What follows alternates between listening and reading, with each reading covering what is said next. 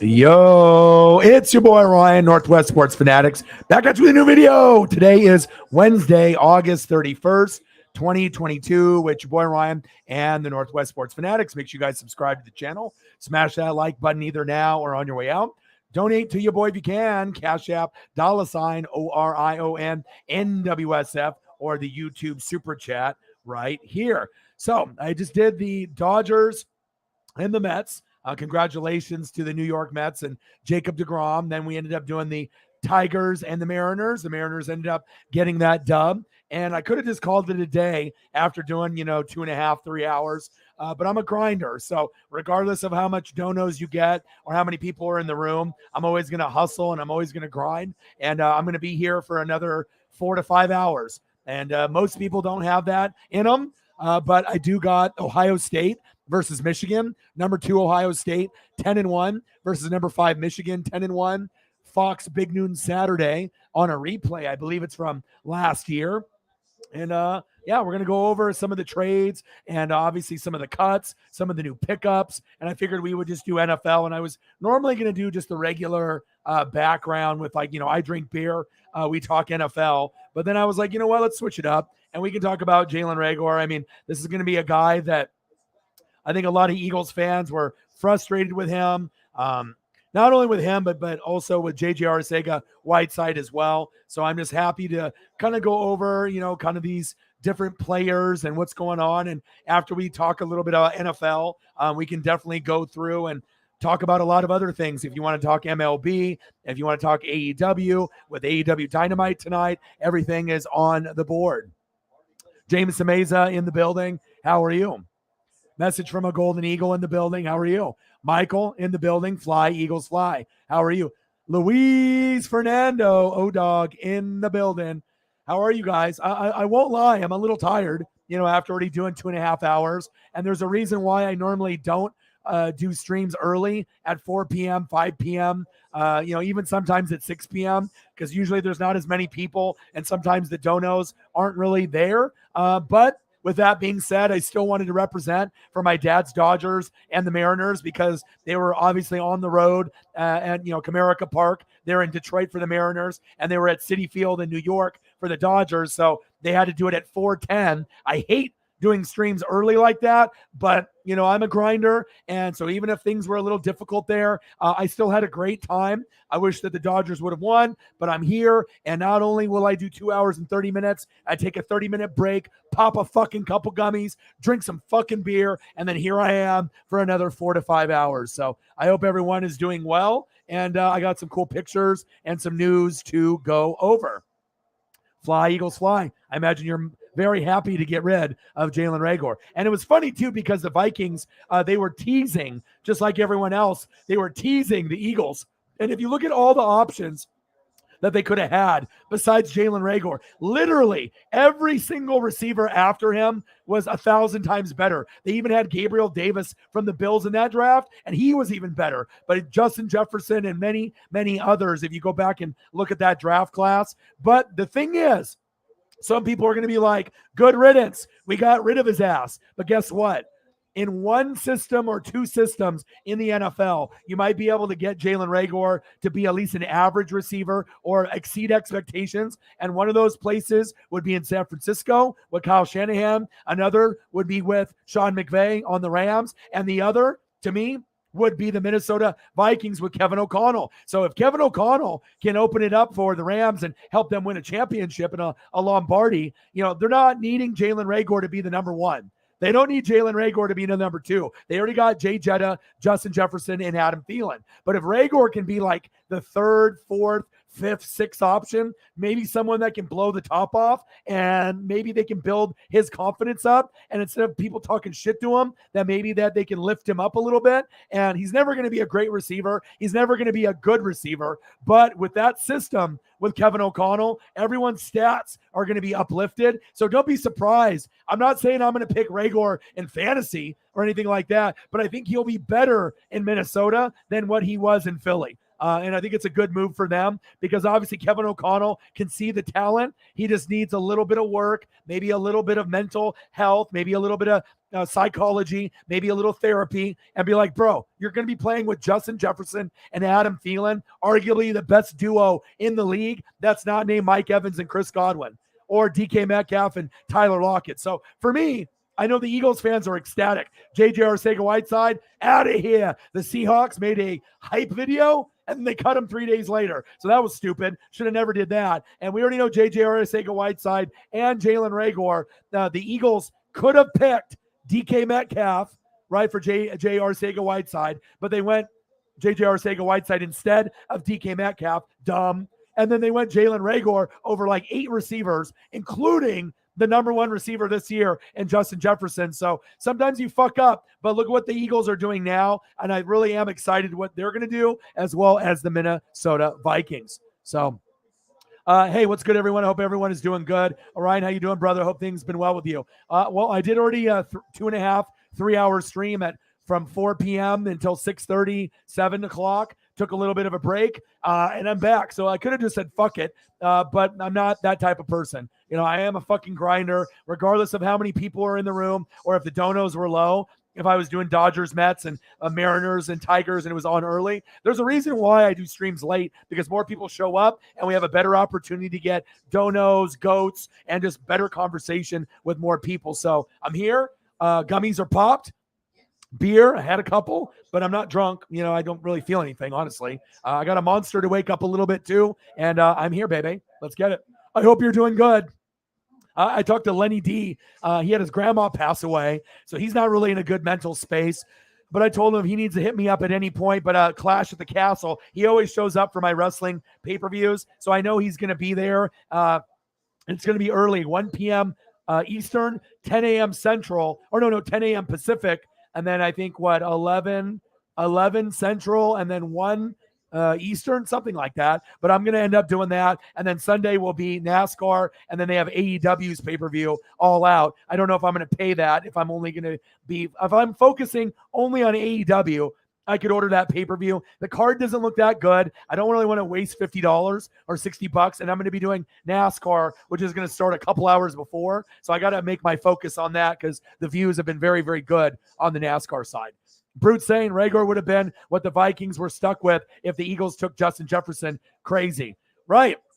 So, you mean, you know, you never know what would have happened, but now both of them are playing together. And like I said, Eagles fans are ecstatic because you took the trash out, in their opinion. You got rid of Reagor. You got rid of JJ Arcega-Whiteside. They had more potential, and they were a little bit more forgiving, Eagles fans, with Reagor. But then after a couple seasons, they were like, fuck it, get it the fuck out of here. But JJ Arcega-Whiteside sucked ass from the beginning, and they already knew they fucked up. I mean, imagine DK Metcalf and Justin Jefferson on the Eagles, but also they wouldn't have the Jordan Davis, Nakobe Dean.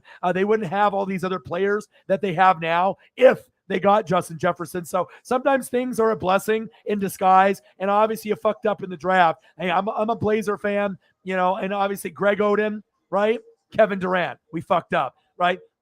Sam Bowie, Michael Jordan, we fucked up. So I know what it's like to fuck up. Everybody fucks up here and there. But I am excited to see what Reagor will do with Minnesota. I guarantee he'll be 1,000 times better. And sometimes you need a change of scenery. JJ Arcega-Whiteside could be on any team. He sucks ass. He shouldn't even be in the league. He should be like the 6th wide receiver on some fucking team. I wouldn't even want him on Tampa Bay. But Reagor is a poor man's Djax. He actually has some skill set. He just needs to work on the jug machine. And if he works with Thielen and Jefferson, no offense to what the Eagles have now with Brown and Devontae Smith, but you're going to learn probably a little bit more because a lot of these other guys were already against you and they already gave up on you. And I don't think the Minnesota Vikings traded for him thinking that he's a complete bust. He might have been a bust there, but they see potential. You can't teach speed. So I think that will be a big factor and help them being the 3rd, 4th, 5th, 6th receiver in their rotation. So we'll see where it goes. But yeah, absolutely. Let me see here. Let me keep scrolling down. You have a good core with Quez, Devontae Smith, and A.J. Brown. And Travis Fulgham should have never got released. I thought he was a great Philadelphia Eagle for what it was. You know, I mean, you had Ward and you had Travis Fulgham. Those guys stepped up. They're not great, but they did pretty fucking good when everyone else was banged up. You know what I mean? I wouldn't mind to have those guys, but obviously you have a new regime with Sirianni, so you're going to have to see where it goes. If you're looking for some awesome football to watch while we talk football, Michigan, number 5, Ohio State, number 2, and it's on, what is this on? FS1, and let me see what year it's from. Is it from last year? I think it's from last year. Yeah. November 27th. It's snowing. Number 5 Wolverines, 10-1, 7-1 in the Big Ten. Host the number 2 Buckeyes, 10-1, 8-0. And the winner obviously keeps his, national title hopes alive. And you get to see a little bit of, Aiden Hutchinson and then a few of these others on Ohio State. 7-3 Michigan, 3rd down and 2. And the snow is coming down. Always a great matchup with Michigan and Ohio State. I never miss it, ever, ever, ever. Let's go. Get a little shit talking ready. Brute Saint, you ready for Falcon Saints? Let's go. Message from a Golden Eagle. What up, Ryan? And then NWSF regular. Hey, more picks. And you guys are, anyone that was going to be on Lurie and obviously getting on, the team and the GM and the owner and Howie Roseman, things have really turned around in the last 2 to 3 years. Like there was like a joke that was circling around the league where the Eagles couldn't draft. They just couldn't do it. They had all these picks and they always picked the wrong guy. But then free agency got better. Drafting got better. Maybe they had some better people that actually are better scouts. And they've been really hitting it on the head. I'm really excited to see what Minnesota and the Eagles are going to do. And that is big facts. Let's go. He said, Shep, I was born ready. Let's go, baby. Said, I feel you, Brute St. OL. Hopefully it'll be. Well, you know what? Even when the Falcons are ass, and you know this, they always put up a fight. Always. Bucks and the Panthers play. Even if the Panthers are ass or the Bucks are ass, they fight. With the Bucks and the Saints go, even when my team sucks, we'll fight. You know what I mean? So Falcons and Saints, it's normally is won by the Saints, but sometimes they split and sometimes you have crazy shit that happens. So even though the Falcons aren't as good as the Saints, anything can happen. It's going to be a dogfight. Facts. So next up, we need a power back. Well, everything that you guys have been requesting, you guys have been getting. We need a safety. Check. Oh, we need a D tackle, nose tackle. Check. Oh, we need a linebacker. Check. Like every single, we need a wide receiver. Check. We need to get rid of our 2 bad receivers. Check. Everything is just coming up, peaches and cream for you guys. And I'm really happy because you guys deserve it. A lot of the Eagles fans, have been riding with their team for a long time. They throw snowballs at Santa. I get it. You know what I mean? But they're very good, and they're going to be very, very good moving forward. Pizzo! Bang, bang, bang. What to do, baby? How are you guys? Let's go. Rumors the Fiend might be there Saturday. Also, rumor Roman might be losing the belts to Drew McIntyre. I hope so. I mean, we need somebody else. Either Seth Rollins, Drew McIntyre. I was hoping AJ Styles and Randy Orton, but they're not in the mix. And Orton's got the back issue. AJ not on the right show. But Seth Rollins or Drew McIntyre would be nice. I do, the bloodline thing works, but they just, Roman for 2 years. I mean, who knows how long that Roman would have the belt that Vince was there? Maybe 5 years straight. I mean, he's crazy, and he's not good on the mic, but he's getting better. When he first came in, he was horrible. Moxley was decent. Seth was a god. And you know what I mean? And then Moxley got better. Seth is still a god on the mic and then in the ring. And then Roman got better in the ring. But the real thing that people wanted is, for him to be able to be himself and be better on the mic. And he is. He is much better than what he was, but still not one of my favorites. Still love the Shield, but it's always going to be Seth, Moxley, obviously Dean Ambrose, and then Roman. Even though they want to push Roman down your throat, and that's facts. We play Vikings in week 2 game opener and the link. Pressure. That'll be nice.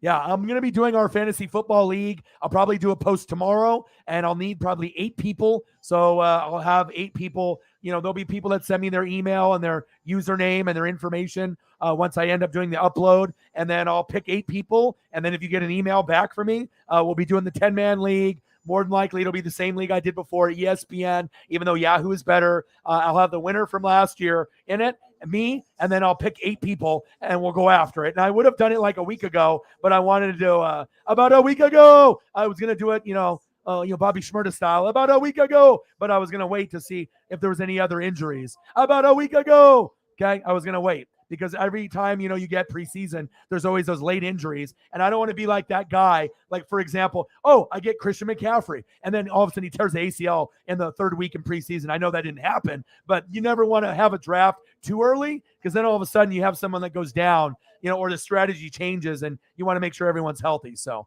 that's big facts. Let me see. Rumor was Reagor was Jeffrey's guy, not Howie or Dougie. Probably thought it was D-Jax all over again, but it shows you, just because you think a guy is D-Jax and he can run, what about his route running? What about catching the football? What about breaking tackles? Is he a fucking idiot or is he smart? And these were a lot of those factors that were there. So O'Connell will scheme Reagor into the offense. I think he could be much. I know he is. I know it 100%. He could be the third option if needed. You already got Jay Jetta, you already got a Thielen, but I do think that he could be the third or fourth option for sure. Orion, did you see Riddle and Seth? Yes. He's like, oh, guess what? He's like, your wife left you. Your kids don't want to fucking talk to you. You're a bitch. I love it because there's a lot of real talk there, like whether they, don't like each other or it's just for wrestling's sake. But when you bring up personal shit, don't talk about my family. Don't talk about Becky Lynch. Don't talk about my wife and my kid. Your fucking wife left you. Your kids don't want to talk to you. And the sad thing is, it's true. His wife did leave him. Kids are mad at him. A lot of these wrestlers intermingle with each other. Look at Corey Graves and Carmella. Corey Graves had a wife and like 3, 4, 5 kids, and he fucking cheated on her, went with Carmella. They started hooking up, and now they're together. So you never know with a lot of these wrestlers, but I do like kind of real storylines, and you can kind of tell there is a little bit of real animosity, and also it's for show, to be able to be like, fuck you, fuck you, fuck you, fuck you, and then you go at it. It makes, better storytelling in wrestling, but you can definitely tell there's a little bit of like, I don't really like you that much. It's my time. Seth, it's like, it's my time, bro. And Riddle is decent, you know what I mean? But he ain't Seth Rollins, and that's facts. I thought it was awesome. You know what I mean? That's what happens when you go from PG-13 with Vince and you go to rated R superstar status, and you can end up swearing and saying bitch or ass, or, they'll bleep it out. Hey, fuck you, beep, fuck you, beep. I like that. We need to be able to see more of the Attitude Era come out for ratings. And honestly, I'm an AEW guy.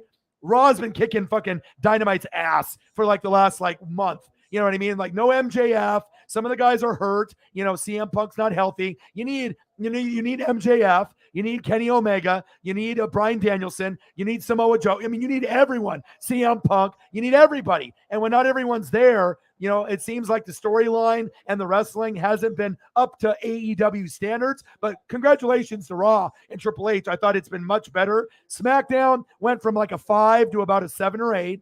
NXT is still about a 5. They changed it, 2.0, rebranding, lots of hot girls, but a lot of them don't know how to wrestle. And it just seems like kind of unorganized. I hope NXT gets better. NXT is kind of like a 5 to a 6, maybe a 7. SmackDown went from maybe a 5 to 6 to a 7 or 8. It's better than what it was, but it's not Raw. Raw has been a 9 or 10 for 5 weeks straight. It's been lit. And I was anti, WWE because it wasn't good. It's good again. So we just need to get SmackDown up to a 9 or a solid 8 every week. Keep Raw at a 9 or a 10. And AEW needs to get their guys healthy to bring their show back to an 8, 9 every single week. And obviously Rampage hasn't been very good either. Every once in a while you'll have a 5-star match. I don't really watch a lot of AEW Dark, but Rampage is kind of like SmackDown or NXT. It's kind of like the B show. So you don't really, you need to be able to move some of these wrestlers around. And obviously the women's division is really lacking in AEW. But when you've been building it in WWE for 20 fucking years, what do you expect? You got Dr. Britt Baker. That's it. I mean, there's no one else. We need Sasha to come over and Naomi, but it sounds like they're going to re-sign with WWE. So until they get Sasha, Naomi, Charlotte Flair, and some of the bigger names, it's not going to be able to be competitive compared to WWE. They have more women. Even on NXT, they got like 20 hot girls. Like there's floating around. They got like so much women, but how many are really good? They're training, and that's why they're on NXT. But there's definitely people that are on NXT, guys and girls, that should not be on TV yet. You know what I mean? You got Braun Breaker, you got Mandy Rose. I get it, but it could be a little bit better in my opinion. Oh, Ryan, you were right about the Raiders. Fucked up the 17 pick to Alex Leatherwood. I forgot who you had them picking instead. Of course, bro. I told you. The amount of research and the amount of reading that I do, and I'm not the only one. Everyone knew this was a reach. This was a John Gruden Mayock personal pick, not what you should have done. He was a second-round talent. And even then, that might have been overrated because now it seems like he's more of like a fifth round. But he went to Alabama, just like Trent Richardson did. He went to Alabama at running back. Alex Leatherwood was an offensive tackle, but they moved him from like guard tackle. Maybe he needs to play guard instead of tackle because he can't move his feet and his legs and his hands fast enough. But the Chicago Bears, thank God Tampa Bay didn't take him. My team's already going to be ass with no offensive line and no Gronk. And I know that's kind of shocking for you guys to hear, but Tampa's not going to the Super Bowl.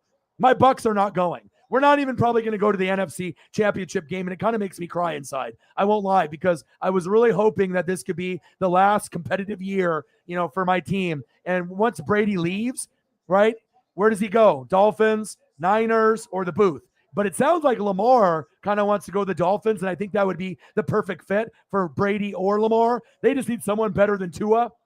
Even if they make the playoffs this year, get Tua's ass out of there. He's not good enough to lead what they have with the coach and with everything that they're building. Miami with the right quarterback could be a playoff team every single year. Miami with the right quarterback could make an AFC championship game within the first 3 years. Maybe the first year, if it's Brady. If it's Lamar, maybe you win a playoff game, instead of just getting there. So, and maybe in let's say 3 to 5 years, if Lamar is a new QB at Miami, maybe they make an AFC championship game. Because if you put Lamar with Tyreek, with that coaching staff and that defense and all those draft picks, like right now, Miami and Philly are looking like they're trending upwards based off their draft picks and hitting on their draft picks besides Tua. Can you imagine if they had Herbert right now?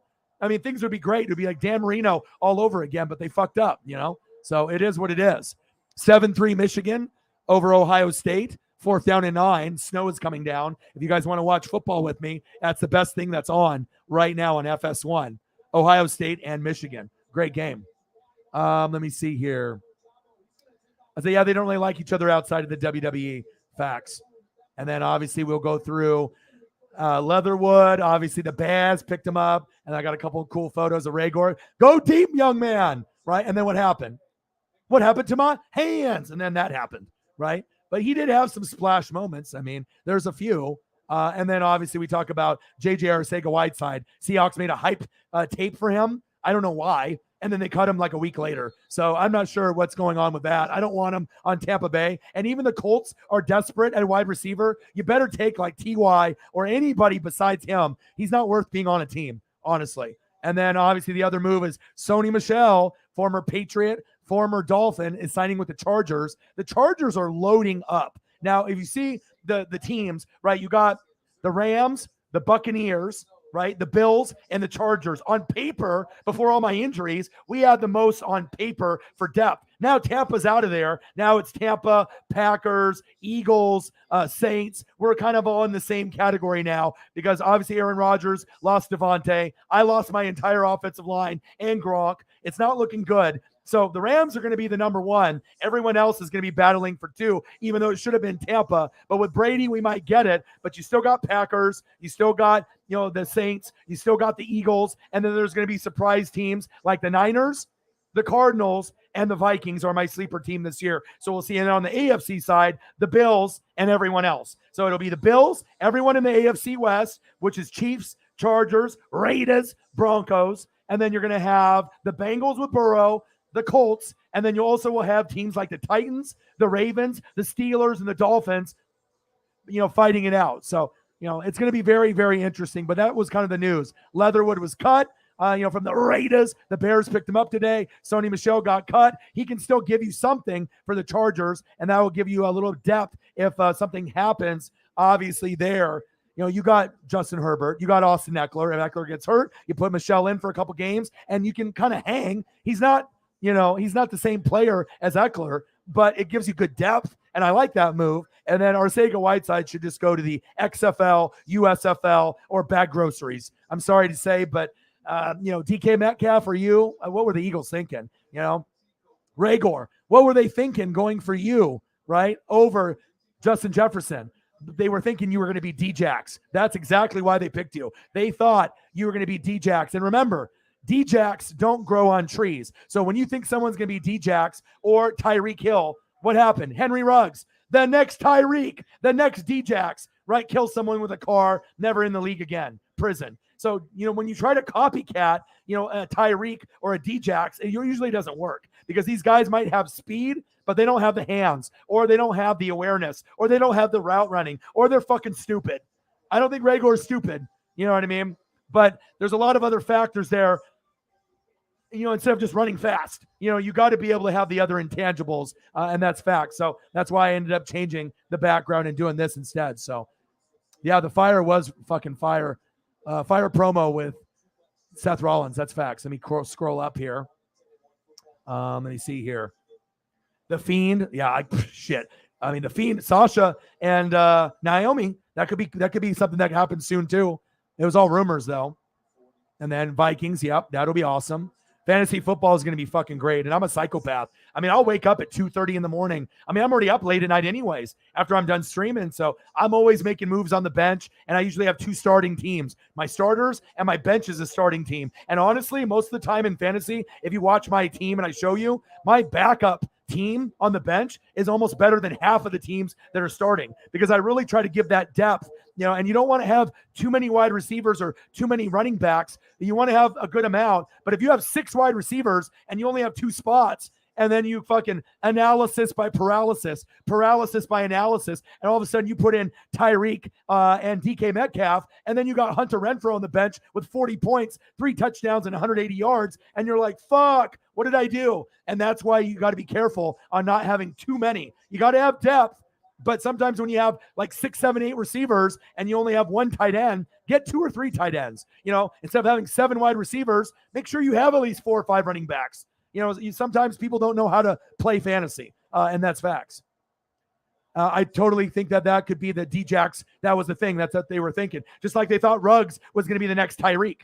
It wasn't going to happen. They were going to be okay, but you're not going to have Djax all over again. If you watch him at Cal, Marshawn Lynch was at Cal. Aaron Rodgers was at Cal, right? Djax was at Cal. I watched them all the time, and those guys were built different, and that's facts. O'Connell will scheme Reagor in the offense. I think he'd be much better. I agree. I did see the promo. It was awesome.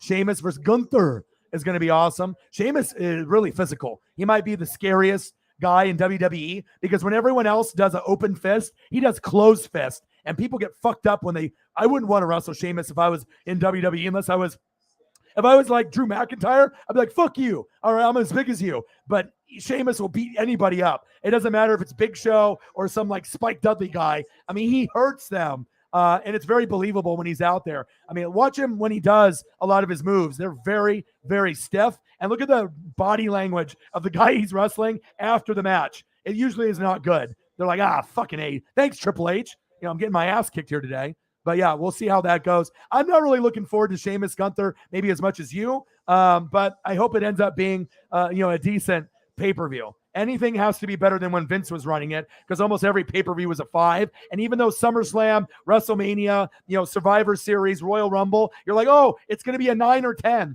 And then you watch it and it's like a 7 and you feel like, what the fuck? This is supposed to be the best of the year. And it's one thing, not Money in the Bank, but other ones like the Saudi Arabia one, if that's a 5, fuck, I don't care. You know what I mean? But you want every pay-per-view to be at least a 7 and you hope for 8, 9s, and 10s.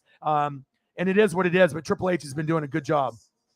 My 3rd year doing fantasy football, I'm doing A+ drafts left and right. Apparently I'm getting good and learning very well. Plus, if you need help, I mean, who else knows more about teams and players than me? Because I'm always reading on the fantasy stuff throughout all the websites in general, but then I also watch film and I'm reading on all the team websites myself. So I am a sleeper. That's why people pay me $5-10 a month or $5 to $10 a week, depending on if they need help. If it's like a money league and it's $150 buy-in and first place is $1,000, you can't afford to lose any weeks. So if you have 6 wide receivers, you're going to play 2 and you want to ask me instead of sit them on ESPN, I might be able to help you out a little bit. So congratulations on that and keep grinding with that.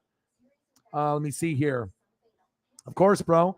I mean, if we go back and, not to toot the own horn, toot, right? But if we go back, from the beginning and you actually take notes and check the receipts on how many things that I've predicted that have come true compared to the things that I've been wrong, no one's going to be correct on anything or everything, right? You're going to have some things where you're wrong or injuries and things you're not going to predict. But if you check the receipts on a lot of my predictions that I've had since 2017. I don't know what my prediction rate is, but I would assume it's 80% or higher.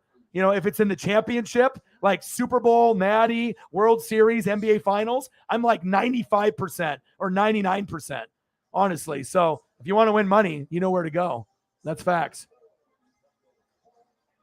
Matt's in the building. How are you? What's good?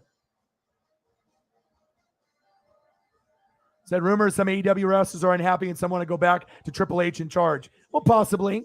But AEW is a good company, and they let them have that freestyle ability. And there's more wrestlers that I enjoy watching on a daily basis on, Dynamite than they are on Raw. But like I said, because I like Seth, right? I don't want him to get buried. I like Seth. I like AJ Styles. I like Randy Orton, and I like Kevin Owens and Charlotte and Bianca Belair, a few of the females. But I like Moxley and Bryan Danielson and Kenny Omega, Young Bucks, Jericho, Lucha Bros. There's just more that I get excited about to watch on the AEW side. But if they keep putting on good matches, I'm watching. I've watched every Raw since Triple H took over. I've watched every NXT and every SmackDown. So I'm back, and I'm ready to be able to grind it out. So, yeah, are you ready to beat my ass by 30?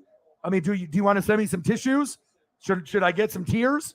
I don't know what's going to happen, but chances are we're going to get our ass kicked in that game. If we win, I will be shocked. And Bo Nix will have to have the game of his life. That Auburn transfer. He's going to have to throw for like 4 TDs, 300 yards, and our running game is going to have to get at least 150 yards and a touchdown. I don't know if that's going to happen. Even if you lose 25 guys at the draft, you guys are Georgia. You're going to reload. You're still a top 10 team. So even if you lost guys like Nakobe Dean and Jordan Davis and George Pickens, you reload every year, just like Bama. You might not be as good as Bama, just like LSU dropped off after Burrow, Clyde Edwards-Helaire, Make-em-Stare-Helaire, Jay Jetta, Justin Jefferson, and Jamar Chase left. But Georgia's a little bit different, with recruiting Kirby Smart. And also, once Kirby Smart gets fired in 5 years, guess who's coming back to Georgia? Dan Lanning. He's going to take the head coaching job. So it's not like I can get excited for Dan Lanning being here like Mike Bellotti for 10 years, or Rich Brooks. I'm going to rent him, just like Chip Kelly, just like, Willie Taggart, when he went to Florida State, fuck that guy, and then Cristobal. I got no problem with Mario Cristobal going back to the U and, where him and The Rock played together. All right. The Rock. Okay. You went back to the U, but you should have stayed at Oregon. Oregon's going to win you more games. You ain't going to win shit at the U. Okay, nice try, though, right? You're not going to win anything at Florida State, Willie Taggart, you idiot. You know what I mean? But Oregon is a jumping off point for you to go back to your alma mater. So I know Dan Lanning, he'll say that I'm committed, I want to stay. But as soon as Kirby Smart gets fired, who do you think is going to be the first guy? Hey, Dan, we just fired Kirby. You want to come? I know you've been successful with Oregon, won a couple Rose Bowls. You guys are trying to get to a natty, but this is Georgia we're talking about, and you can be D coordinator and head coach. What do you say? All right, bye.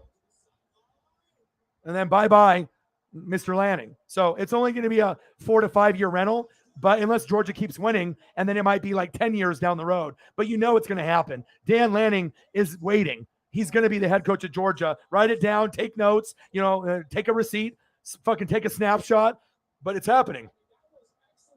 You know this. I can't wait to lose by 30. Some of the seats are like $1,000, right? So Orion pays $1,000 to watch Georgia beat Oregon by 30. Not happening. I will do the YouTube broadcast here, and maybe I'll get it lit, have some great pictures. Hopefully we'll play respectable and we won't make an ass of ourselves on national TV at home in Autzen. But I will be going front row for a few games this year. I'm just not going to pay $1,000. If we win, that'll be great. But I mean, unless someone's going to hook me up with some cheaper tickets, but even the season ticket holders are scalping them. For season ticket holders that have front row seats, the ticket price is only like $150, but then people sell it for $500, stuff like that. But this Georgia matchup, and obviously Dan Lanning being the former coach, more prestige, it's kickoff game. It's big. Everyone's watching ABC, Georgia beating Oregon's ass by 30 probably, so they're upping the prices. Like Ticketmaster's got them for $800, $1,000. And even when I went to go look on like Craigslist and those like other places I can go, not a lot of people are willing to give that ticket up. Most people are going to pay the 50 or 60 in parking, tailgate like a motherfucker all day, and then cheer our Ducks on. So it's a vibe there. Oregon is a vibe, and you will see me in the front row. That is facts.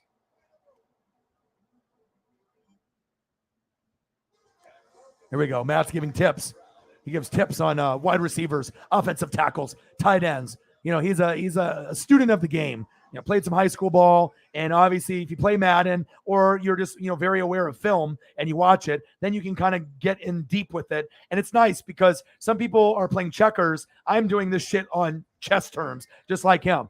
We like to dig a little bit deeper, and I appreciate that. Hope you're having a fantastic day. Matt is a Duck fan from Hawaii, and he actually won one of our grand prizes, last year, where I got sent him an Oregon Duck chain from Collegiate Art Designs that makes the O chain. So he's got a white Oregon chain, and so do I. So pretty sweet. Hope you're doing well. Go Ducks.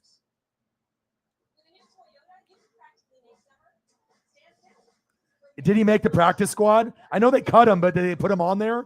Because last time I saw, but I haven't followed his story because I honestly don't give a shit about JJ Arcega-Whiteside. But is he on the? I mean, he doesn't even deserve to be on the practice squad. I mean, I know there's going to be teams that need receivers, but he's just not good. To me, I don't know. I wouldn't even want him as my fifth receiver. Because if you got guys like Tyler Johnson getting cut, you know what I mean? And he got picked up by the Texans. Shout out. You know what I mean? But that guy was like one of the best Big Ten receivers at Minnesota. There's a difference. JJ Arcega-Whiteside sucks ass. Reagor doesn't. You know what I mean? He just got shit on by the Eagles fans because Eagles fans, they don't give enough time for their players to develop. And sometimes they do give time for the players to develop, and then they just go against them. And once you have a drop or a couple drops, and then the Eagles fans never forgive.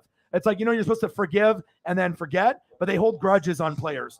And it's natural. It happens. And when you have too many drops, they will never forgive you. And that's what it is. It's like, it's one thing if you have contested one-on-one balls and you don't get it, or there's tipped interceptions by a D lineman. But when you're one-on-one or you're wide open and you're dropping a 5-yard slant, 10-yard slant, a 15-yard post, it doesn't even have to be a stop and go, like, a route that takes time. But when you're continuously fumbling, they don't forgive, and I don't forgive either. But if he hits the jug machine and hangs out with, Justin Jefferson and Adam Thielen, I think that things could get a little bit better. Go deep, go deep, go deep. What happened to my hands? That's what happened there. Okay.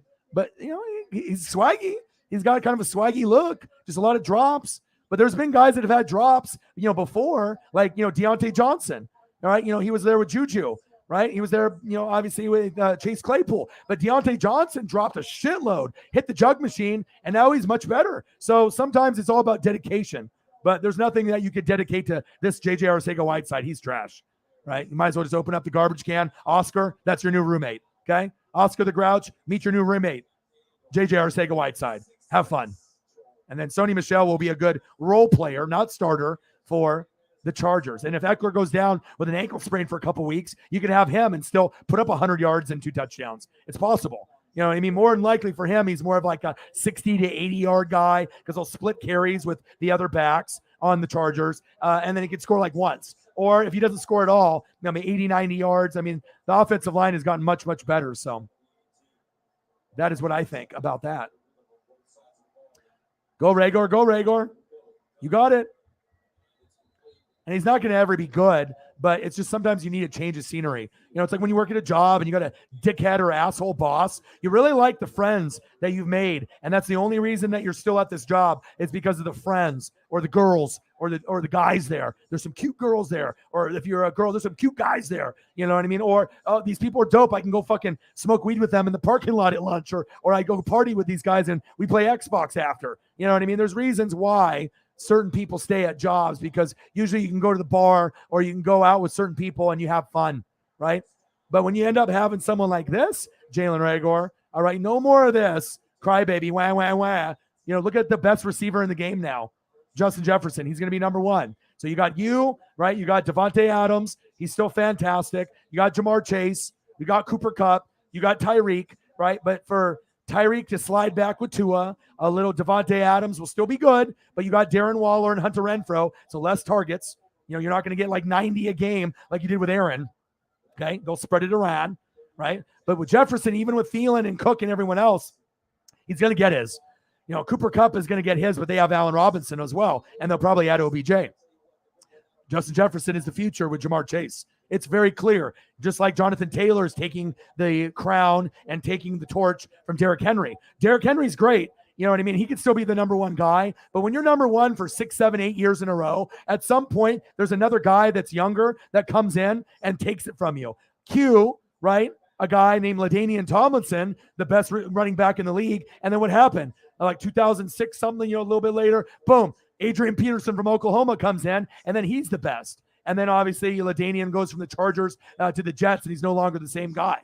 But sometimes you got to be able to see the foreshadowing before it happens.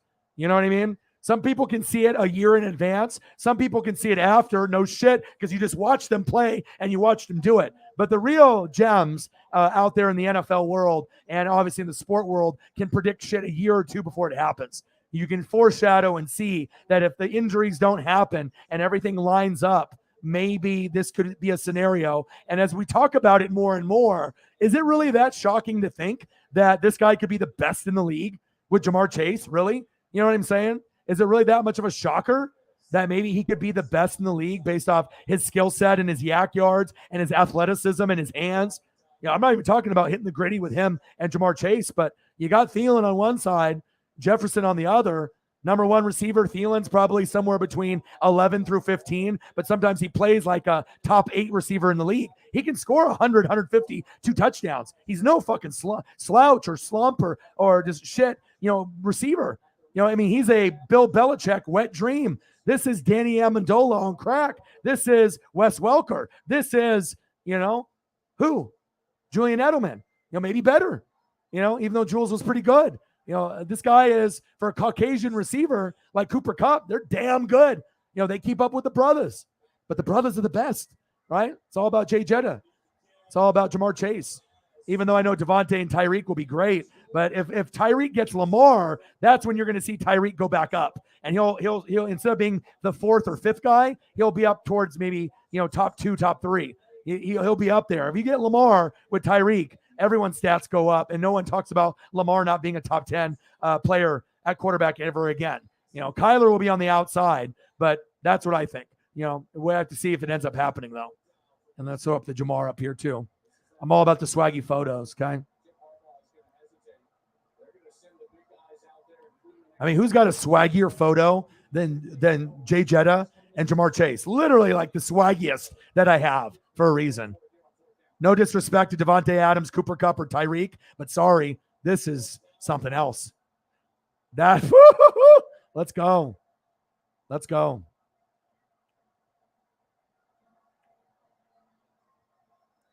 Yeah, and you know what? I'm a Bucs fan, but I'm not a fucking idiot. With all those problems that I have on the line, I honestly think you guys can get it back this year. Now, if my offensive line was not going to be hurt, I still think you could have gotten it this year, but the media will say that you guys are going to be 8-9, 9-8 because they're fucking stupid. They think Jameis and the rest of the squad is going to be bad. Did you watch football? Do you have eyes? Did you watch them last year? Apparently these people that just have this hate in their heart for the Saints.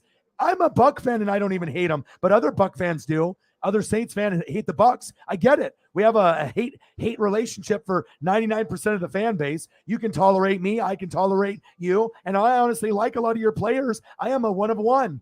I am a PSA 10. I am a BGS 10. I am not like a normal football fan, and I love giving praise to the enemies, the Saints and the Panthers and the Falcons, because you know why? Because at some point, some of those players might be on the Buccaneers 5-8 years from now. So I never want to talk shit, about somebody. Fuck Lattimore. Mike Evans is better. Fuck that guy. And then 4 years from now, Lattimore signs with the Buccaneers. What am I going to do then? Just like act like I didn't say that? And, now I'm just going to be a bandwagon. Lattimore, I've always been, you want to just appreciate greatness, and that's what NFL fans have the hardest thing doing. NBA fans can do it. Baseball fans can do it. Even wrestling fans can do it. But for some reason, the passion is so strong for NFL, it's either all about you and your team and your players, and that's it. And you can still watch the NFL, but you don't really give a shit about these others unless you play fantasy or you're a fan of the game. And if you're a fan of the game, then things are a little bit different. You have a love and appreciation for all the teams, or a lot of the good teams. Maybe you don't have appreciation for the Lions or the Jags or the Jets like me, but you don't want to have someone just be shitty forever, do you? I don't want them to be shitty forever, but I definitely think that you guys can win a minimum, right? of 10 games. If someone gets hurt, 8 or 9, but minimum, if everyone's healthy, 10 games. And I think you peak at 13. And I think the same thing for the Buccaneers. Lowest is 10, highest 13. And you don't need to win a lot. 11 or 12 is perfect because you want to lose 4 or 5 times to understand what it's like to lose and to be pissed off, make the adjustments and come back. You don't want to go 16-1 and then go to the playoffs, have a bad first half, and then lose in the first round or in the second round after someone wins in the wild card, because that shit happens. You get overconfident. Maybe you make it to the AFC, NFC championship game, but you don't win. Or even the Super Bowl, because you need to lose and know what it feels like to lose. And it sounds like AK won't be suspended this year. So that's my favorite running back in the league. Shh, don't tell the other fan bases. I mean, and obviously, you know, if you know me, that shows a big sign of respect that it just so happens that it's on the number one rival. Like if AK was on the Giants, it would be still AK. You know, if AK was on the Jets, it still would be AK. You know, except his stats wouldn't be as good, so probably wouldn't be AK. And a big part of AK's development is the coaching in that offensive line. So would I still love AK as my favorite if he wasn't on the Saints and drafted by them? Probably not. It probably would be someone else. Maybe not even on the Buccaneers, you know, like a Derrick Henry, Dalvin Cook. I want to love McCaffrey and Saquon, but they get fucking hurt too much. You know what I mean? They're brittle like Julio's hamstrings, like spaghetti's nudes, you know, like the fucking noodles, the nudes. You know, I just want him to be able to have strong legs. But with him, it's just, you know, I love his talent and swag. And a big thing about me, too, that you guys will learn if you haven't already picked it up. I love 3rd and 4th rounders. You know, everyone loves 1st rounders and 2nd rounders, but I love 3rd and 4th rounders because typically if you're 5th, 6th, or 7th, the best you can hope for or undrafted is to start, hopefully be, a significant starter, maybe a Pro Bowl in your career if you're lucky. All Pro is not likely. And then being one of the GOATs or Hall of Famers when you're 5th through 7th round or undrafted is rare. But when you're 3rd or 4th round, you're usually 1st, 2nd round talent, but you had an injury or you fucking said something fucked up or you stole something in your childhood and they, you know, you have issues in your background history, right? But 3rd, 4th rounders have the biggest chip on their shoulders. And again, example, Dak Prescott. That's why I like him, you know, and obviously Alvin Kamara. That's why I like him. You know, when you got guys that went to Mississippi State and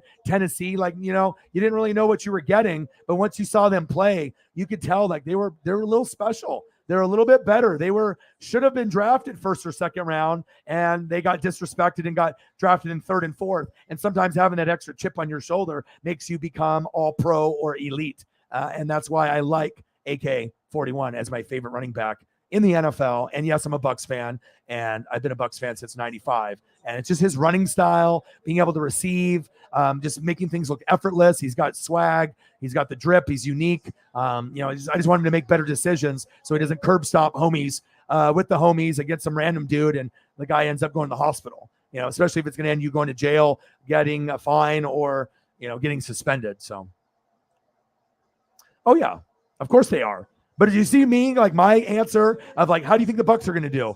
Every other Buck fan is going to lie and be like, yeah, we're going to win the Super Bowl. Fuck it. Injuries happen. Next man up.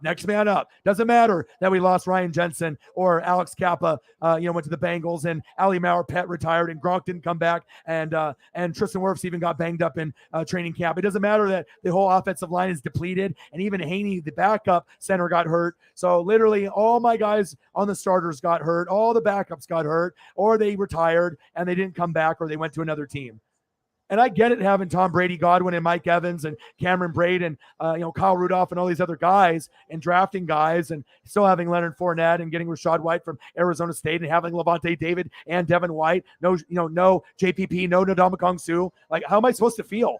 Offensive line is fucked. No Ndamukong Suh, no fucking JPP, and I'm still thinking I'm gonna go to the NFC Championship game or Super Bowl. I don't think so, man.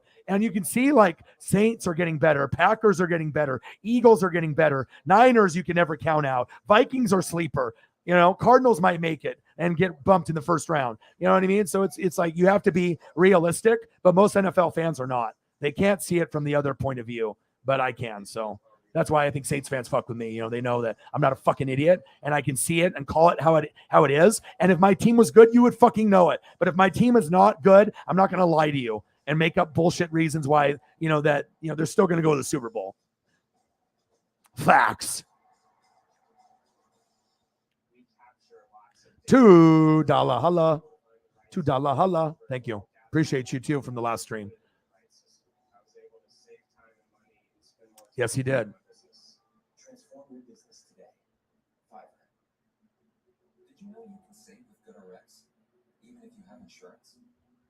Said, I've all honestly probably wish for the best for Reagor, man. Dude lost 2 good friends to gun violence this year and last year. You going through some mental, yeah, of course, right? Isn't that what someone? And then the thing is, he wasn't as bad as this, so stop treating him like this. Why you guys treat him like this? You know what I mean? Like, yeah, you guys put it against him. He didn't pick himself to go there. The Eagles organization picked him over. That was a lot of pressure, especially when you start seeing that this is like a top 5 receiver, and you're like, has potential to be the best in the world. And you didn't do it, and you just needed to focus, and you've gone through some mental stuff, but he's not as bad, as JJ Arcega-Whiteside, but you guys made him feel like that. Like, when there was fires in Philly, and they were like, my baby, catch my baby. But then the news, they interviewed like this guy, and he's like, yeah, man, I definitely don't got those Reagor hands or whatever. Like he said that shit. Don't drop it down to Jalen. You know what I mean? And there was like a guy in like a Jalen Reagor like jersey. Like, don't drop the baby to him. He'll drop it. Like, damn, like they've been doing that shit on the news, talking shit about him on the news when they don't even need to. That they're very passionate, but they also are a little ruthless and unforgiving. So I actually am rooting for him, and I think he's going to do well in Minnesota. Sometimes you just need a breath of fresh air, baby. You feel me? $2 holla, bang, bang, bang, bang, bang. 98 more dollars. Let's get it. Bang, bang. Cactus Jack approves. What do you want to see for a photo? Make sure you let me know, and I'll pull up a photo for you, whatever you want. Colts, Cardinals, you want Pujols, you want, you already did the Shaq Leonard. You can do something else, so.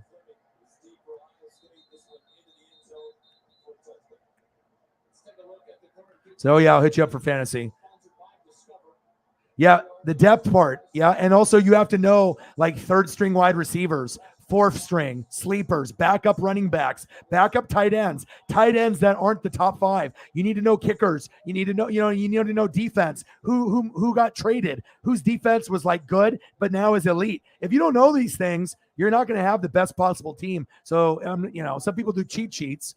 But you have to be able to have the timing right. And for me, I draft kicker and defense a lot higher than anyone else that I ever play with. And I always finish in the top 3 because you always want a Justin Tucker, right? Or a very stout defense like Rams defense. If you have that, you're set, you know what I'm saying? But if you have to search for a D and you have a mid-level D or a couple, 2 or 3 mid-levels, it's not the same as having like a Rams that can give you 10 every week or more, sometimes 20. You know what I mean? You don't have to worry about them. You just plug and play. And then, if it's a hard matchup, you definitely want to have a backup to the Rams. Always 2 or 3 defenses. Always. Kicker, you only need 1, right? And stuff. But like, Justin Tucker, Evan McPherson, Harrison Butker, you know what I mean? Like, you don't need to get a kicker. If you're going to go number 1, you're going Tucker or probably McPherson. You're going, those guys are the top, right? But then you got Butker right after that. And you don't have to reach. Butker will fall into your lap if you're smart. And you start picking kicker after those guys do. Because like whenever a position goes, if you notice, running back, wide receiver, tight end, running back, wide receiver. And then a crazy motherfucker like O-Dog goes Justin Tucker in the 7th round. And you're like, damn, right? But then you're like, if I don't pick a kicker next and I don't get Evan McPherson, I'm going to be stuck with, fucking Joe Blow. I don't want Joe Blow. And you can chase kicker points all you want and chase defensive points every week, but that's really tough. And if you have solid pieces like a Tucker, a McPherson, a Koo from the Falcons, there's certain guys you want to get, and going for the top kicker in the 7th or 8th round is not crazy. It's actually super smart. I've done that strategy my whole life. I've never finished worse than 3rd, ever. It's always top 3, 1st place, 2nd place, 3rd place. So that's some freebie. That information right there is worth $10 or $20 because most people would never think to do that. They're always stacking running backs, wide receiver, tight end, quarterback. And then they're at the very end, after the 10th round, I should get a kicker now or a defense. But when you end up you control the market. So it's like I go fucking kicker, someone else is going kicker in the same round because they're smart and they're like, oh fuck, O-Dog got Justin Tucker. Hell no. If I want to play him, I need McPherson, because if I pass, the next guy's getting McPherson. I'm gonna get stuck with Joe Blow. So you have to make sure you get a defense and a kicker rounds 7 through 10 is very crucial if you want to win a championship. So that right there, $25 knowledge, free. If you're watching right now, you play fantasy, write that shit down, okay? Because that's worth $25. You're not going to get that type of a tip, on ESPN, Stardom, Situm, or NFL. This is from experience and knowing what it takes to fucking win. When people pay you $5 to $10 a week to do their lineup for them, that's it. They're not going to pay you if they don't think you're going to help them. I'm not going to get every single thing right. Sometimes guys break out or they get injured. But I can put you in the best position and get you the best players off the wire and get that bench right. Because if you want to win a championship, you have to have your bench right in fantasy. You don't got your bench right, you're fucked. 100%, because guys get fucking hurt all the time. You have to have depth. Just like a football team. You got, offensive linemen, you got a backup. Okay? You just got to make sure you don't get too many quarterbacks, too many kickers, too many defense. Because sometimes people go overboard. They're like, okay, Orion says get defense, and then they get like 3, which is fine. You know what I mean? But I got to look at the rest of your team. But like kickers, you don't want to go 3 kickers, and you don't even want to really go 2 kickers. You just want to go 1, and then you'll chase the points if there's an injury. Tight ends, if you don't get one of the top tight ends, always get 2 or 3 to manufacture the matchup each week. Because if you don't get Travis Kelce, right? You don't get Mark Andrews, Darren Waller, Raiders, Kittle. You don't get Goddard. You don't get Kyle Pitts. If you don't get the top 6, you better draft and get 3 fucking tight ends, and you better get them quick because you need to manufacture points. Every position needs to hit 10 points or more, preferably quarterback 20, 30, 40, and then everything else below that, 10 or more. Running back, you want 15, 20, 30, 40 points there. Wide receiver, 20, 30, but you're not going to get that shit, all in the same week. See? All these freebies coming out here. But there is a science in fantasy football. And never, never, ever pick off name recognition. Okay? Never pick off name recognition. Like, you can go the top guys, that's fine. But if you are picking guys like in a starting lineup, and like I say, you have a Hunter Renfrow compared to like a Justin Jefferson and DK Metcalf, and you're like, it just makes sense. I'm going to go DK and Justin Jefferson. But then if you look, that DK is getting 8 targets, but Hunter Renfrow is getting 13, and he's been hot, and he's probably going to score once or twice, even with Devontae, or you know what I mean? And Carr has that relationship with Devontae, college, Fresno State. Waller gets a lot. But if Renfro's hot, you got to swap that shit, put Renfrow in over a guy like DK and feel good about it. That's the type of research you got to do if you want to win. Because if you just do name recognition, you're fucked up. You're going to lose. Always make sure you're doing the due diligence. But that's why people pay O-Dog the big bucks. I feel that, when you do $100 buy-in, $150 buy-in, and if you can get first, second, and third and win $150 back that you put in $500 or $1,000, not many people are that good on planet Earth to get that, like, frequently. And, I feel that with my obsession with the NFL makes me obsessed with fantasy football. So I'm going to go fucking ham. Like most people do 50 transactions in a year. I do 200 to 300 a year. Like, I am beefing up. I'm like 5 to 8 spots. I'm moving shit week in, week out. I'm finding the hot person, that week, and I'm building the roster. There's strategies to this if you want to win this in fantasy football. Otherwise, you'll be, if you play against me or you don't know what the fuck you're doing, at the end of the year, that's what you look like. Okay? You know what you're doing. You take some advice. Boom. Right there. And then you get some of that. And getting that is nice. And then you get recognition, and then you get a wrestling belt or a trophy. Then you can talk shit to everybody else, but you don't want to talk too much, just a little. Yeah, fantasy is not easy. I would say 90% of people that play fantasy are like this at the end. And then if you're really bad, you're the worst one, and you're like 12 out of 12, and then you got to do some kind of fucked up prank where you have to wear like a favorite jersey of the rival or something, like in the downtown area. Michael in the building. How are you? Hope you're feeling better. See, when you say stuff like this, I think 80% of the people in the room, they don't understand what that means. That it's a terminology, man. That's a whole nother level to football. Like, I try to follow it this way, and even I get confused. when you're talking about certain routes, certain coverages. I play Madden, but I don't play regularly now. But I've played, hundreds and thousands of hours, and I obviously am very astute, and I go through the film study and go through all the different people that post things as well.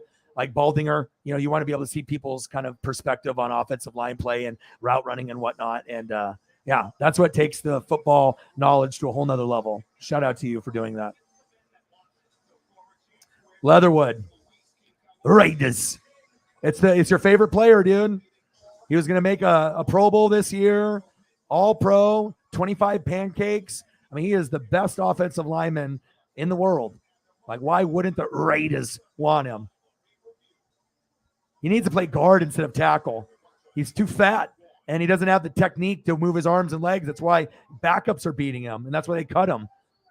So it's like a personal thing. And just because you went to Alabama, Roll Tide, right? Just ask Trent Richardson how the NFL treated him. Just because you went to Bama doesn't mean you're going to be elite. 99% of the time, you're fucking elite, and you're awesome, right? But every once in a while, you get a fucking dud. Milk dud right here. You got the Alex Leatherwood, and then you also get the Trent Richardson.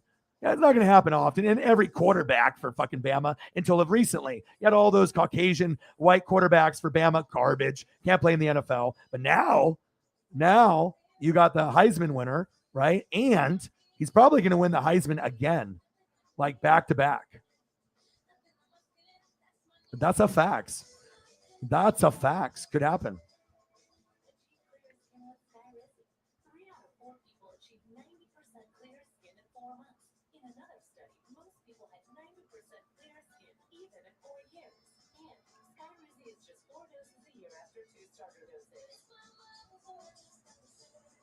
Yeah, what do you think about that with the Bears, though? I mean, Buccaneers need help, but I guess Bears need some help too because their line looked like shit when they played the Seahawks and they played a couple teams. Like, you need to have Justin Fields that needs talent. I'm not sure if that means Leatherwood, but I guess it's better than what they have because they are very desperate. I mean, Buccaneers are desperate. We're not showing our cards, though. Yeah, all our offensive linemen are hurt, and our tight end retired, and another offensive lineman retired, and one went to the Bengals, and the top 3 centers out for the year, and everyone's banged up. Even the backup center got banged up. But you know what? We got Tom Brady. We're winning the Super Bowl. Go Bucks. Yeah, it's like, no, it's not happening. O-line, D-line, defense coaching. That's what helps you win NFC, AFC championship games and Super Bowls. Waller's back. Good. Pay him the money, dude. Guy that had addiction, the guy that played wide receiver, the guy that didn't want to live or even play football and got his shit turned around, and now he's one of the fucking best in the world. He's even better than Kittle now. It's like him and Mark Andrews are better than Kittle now because Kittle can't stay healthy. Kittle's number 1 or number 2 normally, but it's Kelsey. Kelsey's been number 1, and even when Kittle was really good, and I like the Niners, as a kid, I think Kelsey's always been better. Kittle has athleticism. He loves wrestling, and he plays like a wrestler. He's very athletic, but he can't stay healthy. And, being healthy is a big part of rankings. And a lot of rankings are stupid, like NFL Top 100, Madden. But Kelsey is number 1. But Mark Andrews and Darren Waller, Raiders, they even passing Kittle, it's a big deal. Being a top 3 tight end in the league, that's badass. Wish I had that on my team. I had Gronk, but at this point, he wasn't even a top 10 tight end. He was like, a top 16. Like, we don't know what the fuck we're going to get. Are you going to pass out, from too much partying, or are you going to get 2 touchdowns in the red zone, And most of the time it was the 2 touchdowns in the red zone. Packers should have traded up to get Jefferson in 2020. Yep. Or just didn't pick Jordan Love and pick receivers, whoever, anybody to give him help,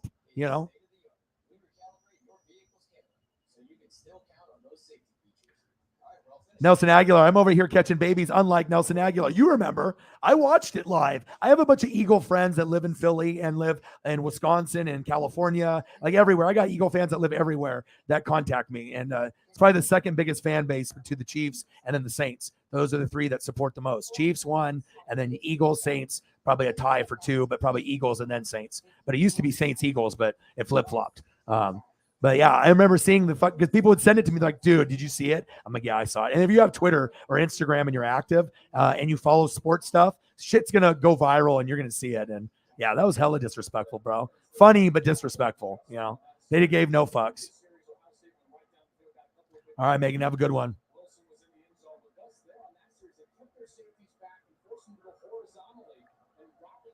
Yeah, but it'll be interesting to see. I'm rooting for him.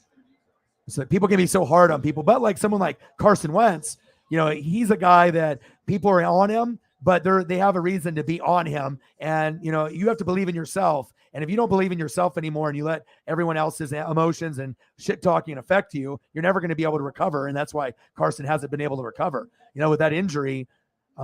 Some guys have it, the Mamba mentality, and some don't. Some break easily and some go through shit. Like Reagor went through a couple deaths, but a lot of Eagles fans, I don't give a fuck. He dropped a bunch of passes in that game against the Cowboys. Fuck him. And that's a harsh reality. This was just, there was every word in the book. But this was hurtful because they talk shit out of pain, but also because of expectation, because he was supposed to be the guy. He was supposed to be D-Jax, and they made him mad that he was not D-Jax.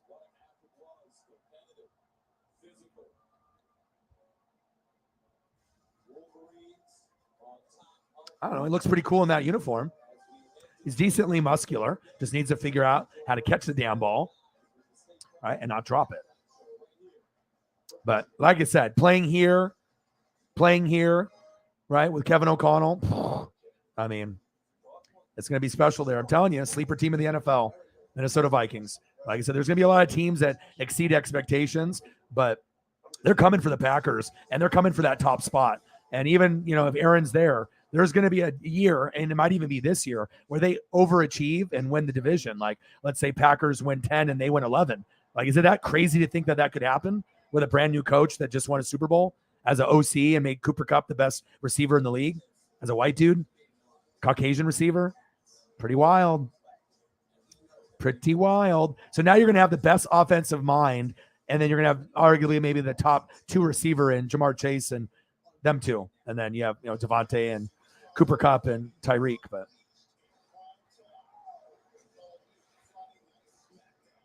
Friday Night SmackDown.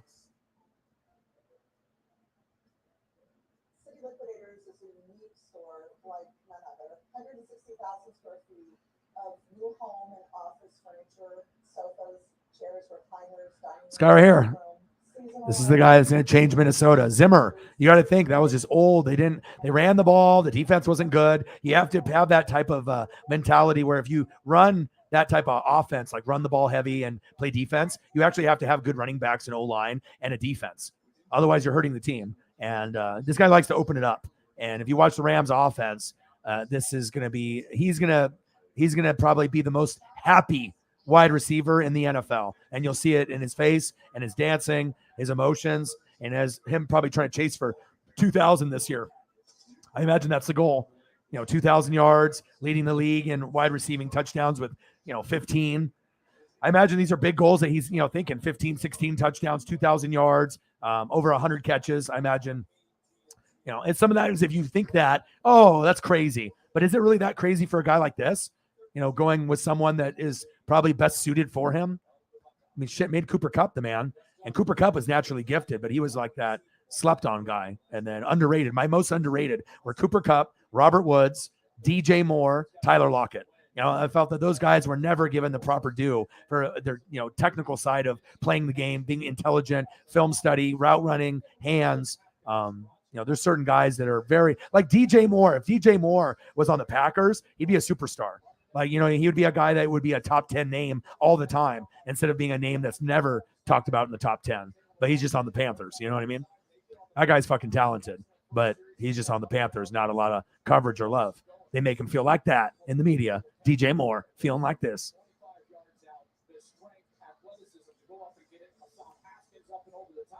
Yeah, but I like hearing Eagles banter. Aguilar.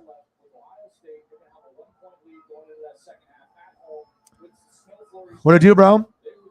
So I figure once I do Eagle stuff, then all the Eagle people come. They know. Eric in the building. How are you? But yeah, so obviously got a couple of things for news. Raiders, Leatherwood, garbage player, but went to Bama. Drafted a round or two too high. Cut. Picked up by who? Depth ass. Justin Fields needs help, and this is the answer. Stay tuned. Jalen Reagor, he was a decent receiver. Eagles fans hated him because of his drops, right? And then he was like this. And they wanted people to get rid of him just like this. J.J. Arcega-Whiteside. Bye, Seahawks. We're going to make a hype video. Why? Why make a hype video? Then they cut him. Supposedly he's on the practice squad, but unnecessary, right? No hype video for J.J. Arcega-Whiteside. Maybe Justin Jefferson, but not J.J. Arcega-Whiteside. And then Reagor, he had some good games, a lot of bad, a lot of drops, but with the expectations of him being Deshaun, you wanted him to be D-Jax. You wanted him to be D-Jax, 2.0, and he wasn't. And started losing confidence, just like Wentz. But you got what you wanted now. Now he will attempt catches or drops in Minnesota. But it's going to be a change of pace and scenery when you're with Jay Jetta, the best receiver in the league, and Adam Thielen.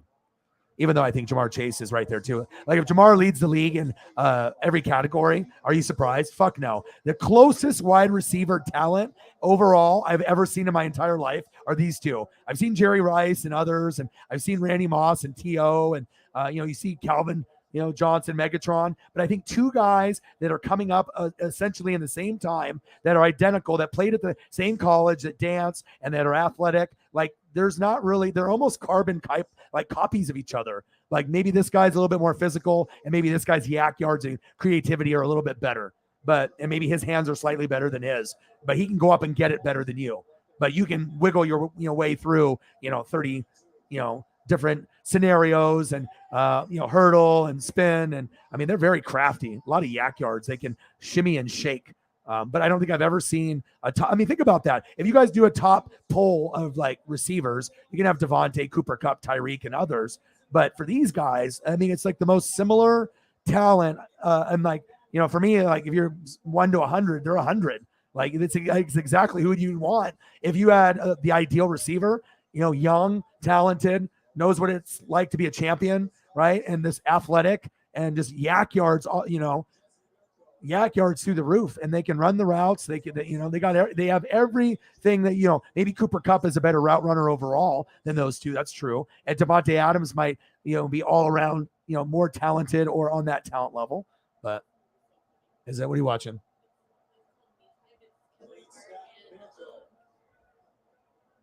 Well, if it's Kevin Hart, of course it's funny.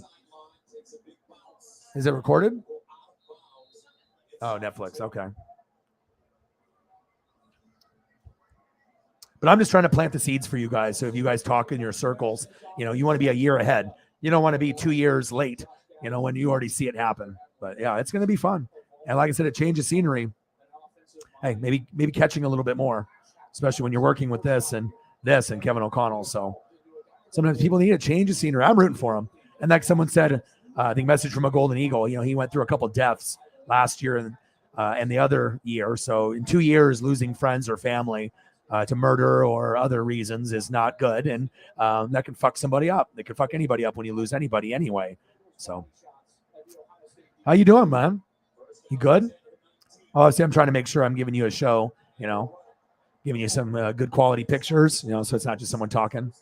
And then Sony Michel, former Patriot and Miami Dolphin, got signed by the Chargers to back up Eckler. I love it. Great move. He's not going to give you a lot, but if you have an injury, you can put him in and he can at least hold it down. You're not, oh, hell, it could be a hell of a lot worse than Sony Michel, even though he's not the same running back he was with, the Patriots. But I think if he can stay healthy, and that's the big what if, he can definitely help. That's a nice little, 1, 2, 3 combo they got there. They got 3 or 4 running backs on Chargers. Bolt up, Michigan. Go. The 50, the 40, the 30, the 20, the 15. First down, Wolverines. 14-13, Michigan. Ann Arbor crowd going wild. Michigan, Ohio State on FS1, I believe, from last year. Yes, great. Number 5 Wolverines, number 2 Buckeyes. That's the shit that I wake up to live for, that type of matchup.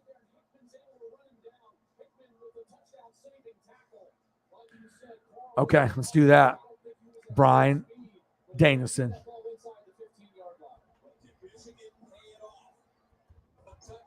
A Brian Danielson. Haskins. Gus is the best in the world. You know, they got guys like Jim Nantz and Romo that are smooth. I think Brady will be pretty good. I love Madden and Summerall, Keith Jackson on ABC, the grandpa voices. I like the grandpa voices. Madden and Summerall. It's very iconic. Packers, Bucks, and Favre. But some of these voices like Gus Johnson, he's special, man. That's what I'm talking about.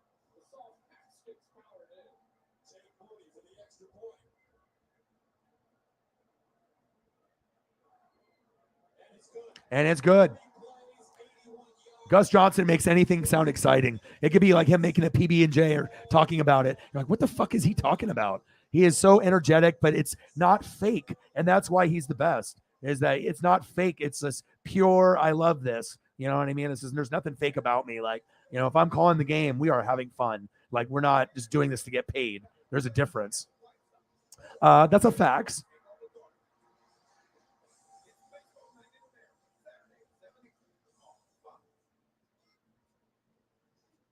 Does it get better than never getting lost? Does it get better than not parallel parking yourself?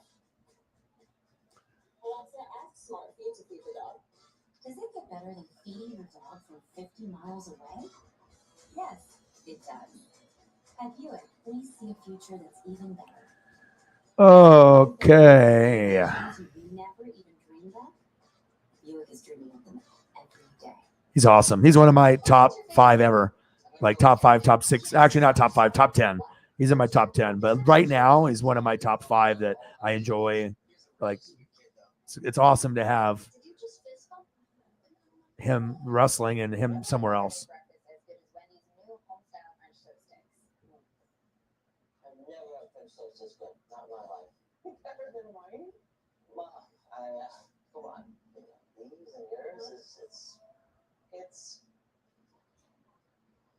Answer the question, Tyler.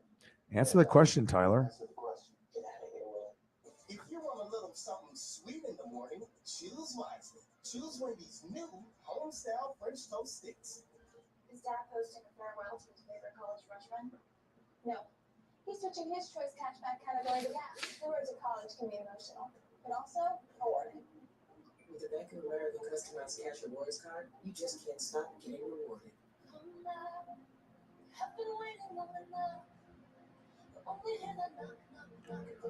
Yeah, he doesn't have bad matches. You know what I mean? Like, there's certain people like you can watch and it's like entertaining. Like, he's gonna do high flying, he's gonna take some bumps. You know, he's a good talker on the mic. Like, people take that shit for granted.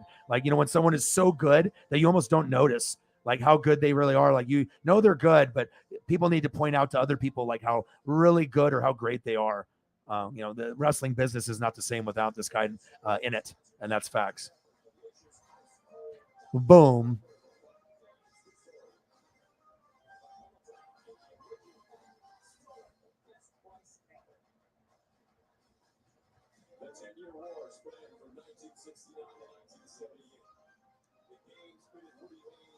Yeah, but the thing is, a Niner, like, you know, that was a team that if I wasn't a Buck fan, I would be a Niner fan, and I follow them very, very closely. The thing you need to not worry as much, though, is if you got John Lynch, right, and you got Kyle Shanahan, you're going to be in good hands, dude. This is what, you know, this is what you'll be doing. They don't have to worry about shit. You got 2 of the smartest people, right?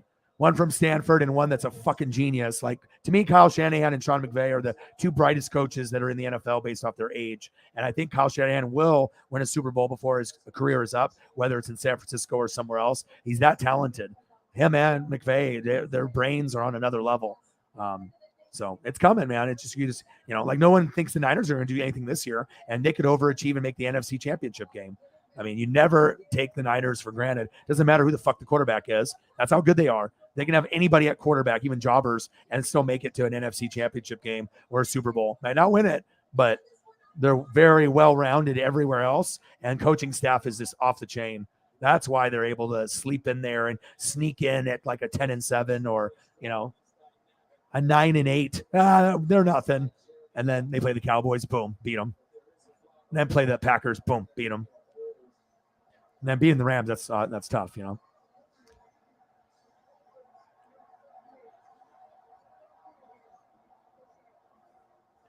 Yeah.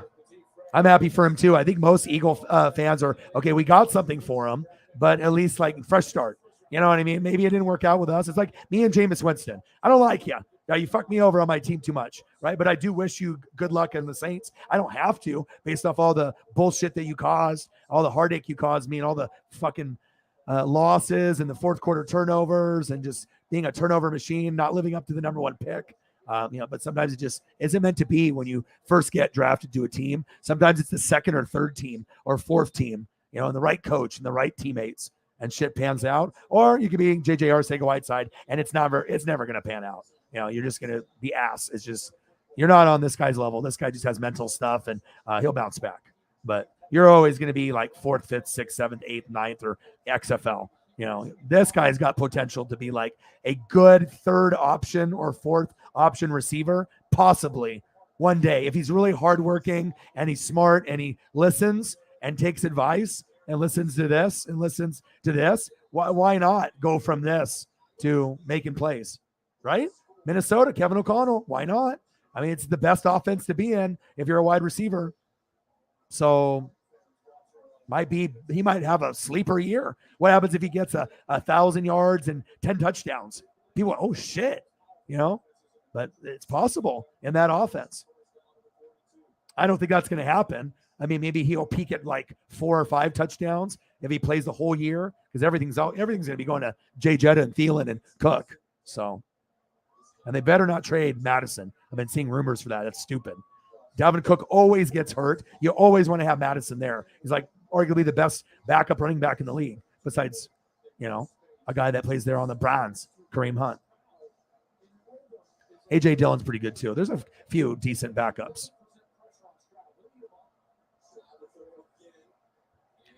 Yeah, he needs to play in the slot, in the middle, so he can work his way, doing crossing routes and slants and ins and outs. That's what he's going to be good at, not on the outside. But if they do have good receivers on the outside of him and he's in the middle and he goes for a go route, it's going to put the pressure on the safeties to, oh shit, am I going to guard this guy over the top, or am I going to be covering, Justin Jefferson, which I should, or Adam Thielen on the other side? You're probably not worrying. You'll take your chances with a deep bomb with him, assuming he'll drop it like he did in the past, right? But if he can start making those plays, that's how Minnesota, goes from maybe 8 wins to maybe 11 or 12 this year. Something like this. This could be a factor. I'm foreshadowing, as you can see. So, but I don't think you're going to get anything spectacular, but I think you're going to get a new version of him there. Swag will definitely, I mean, if you want swag, I mean, here it is. Right? If you can't get confident hanging out with someone like that, I don't know what it will. And then maybe this, I mean, you're going to be lifted. T. Higgins is like, shit, I got to step up. This motherfucker is good. T. Higgins is like, fuck, I want to be Jamar Chase, but you just have to be the best T. Higgins. And Thielen's just like, I'm that dude. I don't give a shit. It's like when you get some of these guys that are like undrafted, 7th round, 6th round, 5th round, like late or undrafted. Sometimes they turn out to be very good. Maybe some guys just partied or did some other shit, Ooh, big sack lunch. Aiden Hutchinson. Second sack lunch. 21-13. Yum, yum, yum. Damn, he's good too, Hutchinson. Yeah, but I'm hoping that things will get better. I'm rooting for him.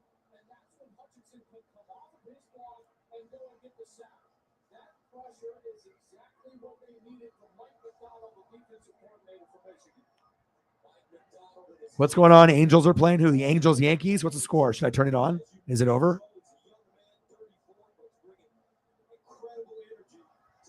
You guys can't be withholding information like that. If something is good, right, you got to let me know. Now I have it on. Angels 3, Yankees 2. Boom. I'm watching it too. Aaron Judge has not homered. Correct? Just like her dad. There's Juan. He's building a house and a better life. Lamar is a torch for welding school. Has he gone yard today? That's who's in our parking lot at 5:45 a.m. Real customers made for today. And at the Home Depot, everything we do. Cool uniforms by the Angels. Those are very retro and cool looking. And they even got the baseball diamond with the number. That's so cool and weird at the same time. Wow. Those are cool looking jerseys there. All right, Matt. Go do a route tree, bro. Spider 2 Y banana on 2. Ready? Good. Enjoy that Hawaiian weather. And wear that duck chain. Go Ducks.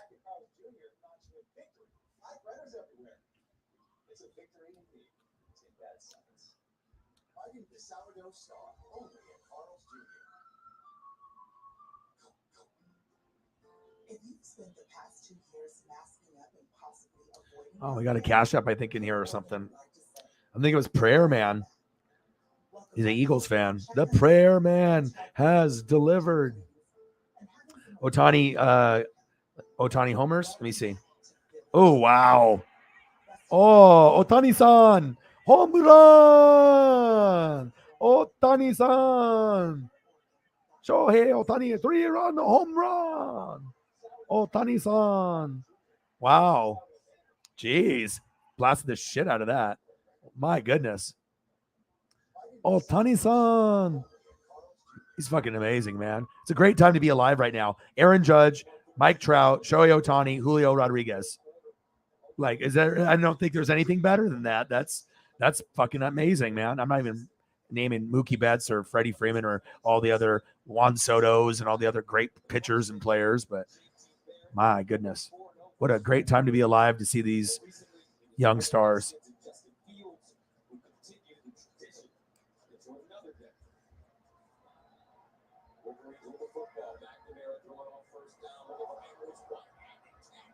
One-handed catch. Damn, Gus Johnson is the GOAT, the best. He's never had a bad broadcast. Every broadcast is just lit. It's always good.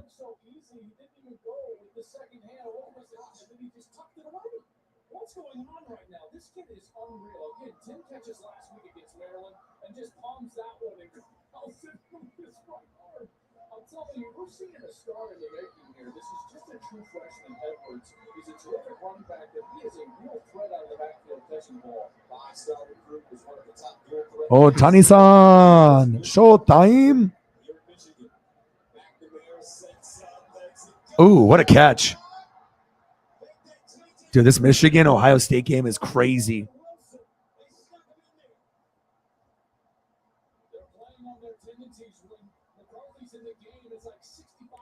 I got to put up, let's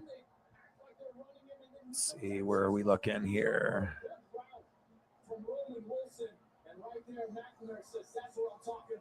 That's what I'm talking about.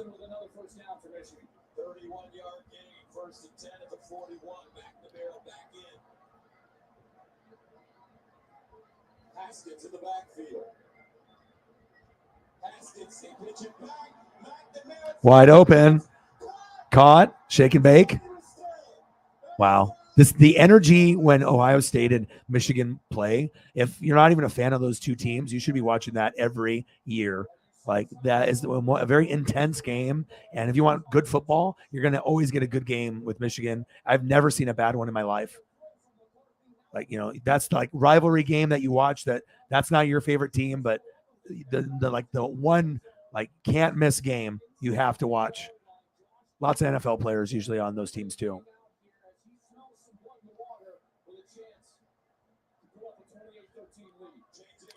3-2. The Angel uniforms are dope.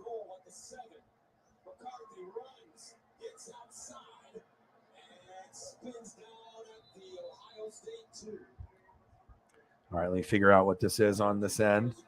Shohei, showstopper.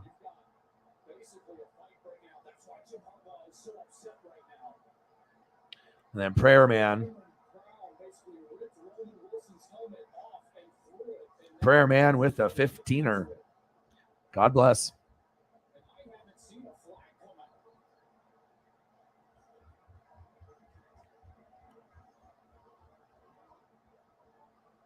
This is the great American rivalry, folks.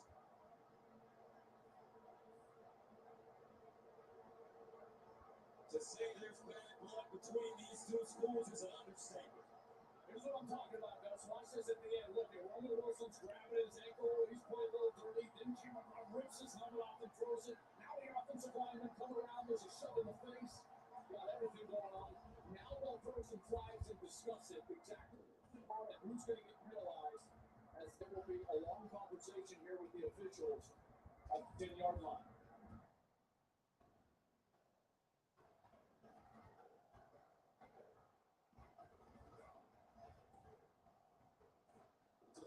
Huge moment here because of where the ball is. Remember, in this player's Oh, the prayer man. $15 dono on the Cash App. The bang bang. He's a big Eagles fan. I got you. Appreciate you.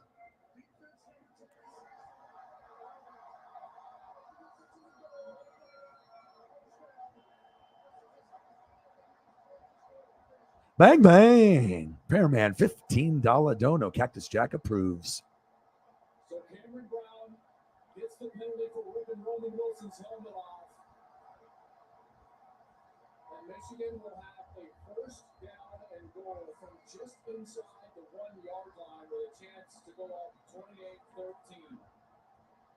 Jim Harbaugh wants his guys to control their emotions. Yeah, same on the other side as well. Ryan Day has got to be getting his group together and making sure that they calm down because there's no chance that they're going to get back into this ball game if they're going to lose their emotional edge. So that brings up first down and goal at the 1. Hassan Haskins in the backfield as the deep man. They give it to him running left. Touchdown, Wolverines.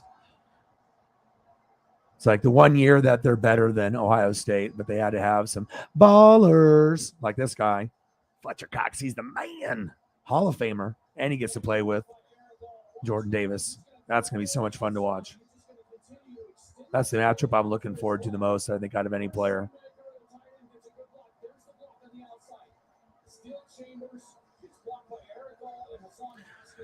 The big boy, 9'9", looking like Warren Sapp and Aaron Donald. Freak and fast. Baller. Can't even believe that he slid to 13. Like, you know, he's got top 5 talent. You know, it's just a matter of if can you stay in shape and not get injured. But just the body presence of a Sapp, Aaron Donald, Vita Vea, you know, and some of these other guys, Fletcher Cox, that are playing right now. Going to be fun, especially if they can start run stuffing and getting sack lunches. Yum, yum, yum, yum. And then you get more development out of this. Devonta Smith, and this will be much better. Prayer man against some Eagles love from your boy.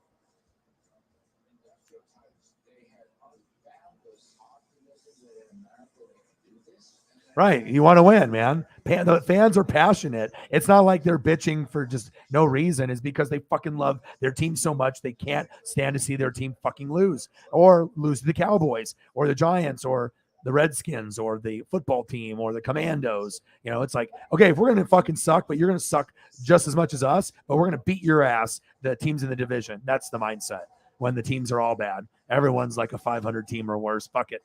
All right, well, we're going to make sure we beat the shit out of you when we play you at home. That's the mindset. I've been around a lot of fans of the NFC East in my life, so I know what that shit talk is like. Lots of shit talk in that division with the fan bases, like very comical. It gets funny. I like Eagle fans. I have no problem with them. Very loyal. Like I said, very passionate, and I like that passion. You know, even the Saints have passion, but sometimes, you know, sometimes they just can't get over some of the old school stuff for some reasons, like, you know, like the no call should have been called. And then some stuff just trying to blame unnecessary places to blame, like the commissioner or refs, stuff like that. But I do like seeing the teams grow. And I'm going to see growth with this team. Saints are going to be good too. Minnesota.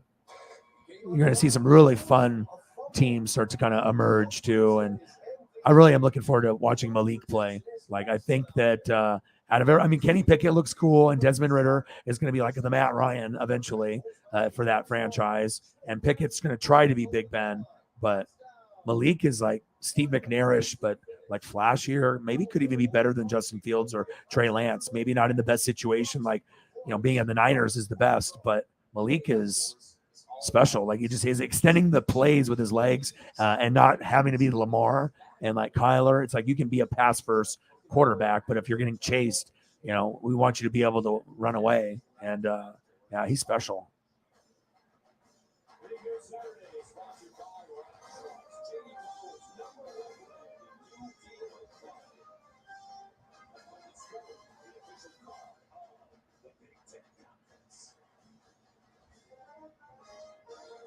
Big Ten Media Day this year, Jim Harbaugh was asked what his goals are for the season. He responded, to win the championship, to beat Ohio State.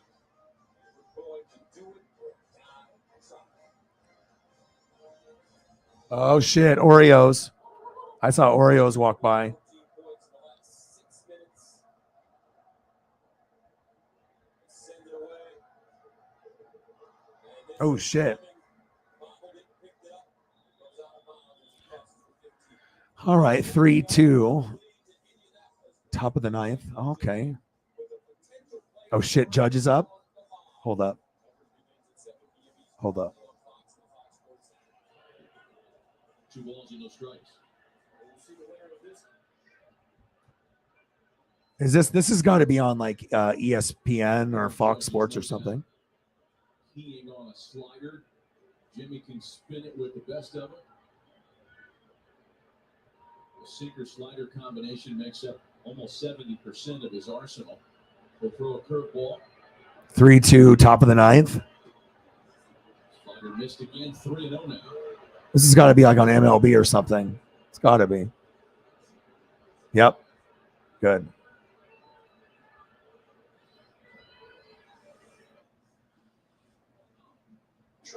Okay.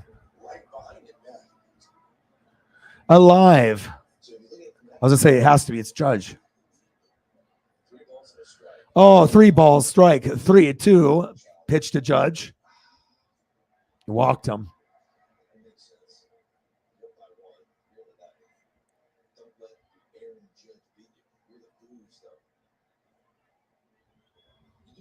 There you go. Hit him with the facts, dude.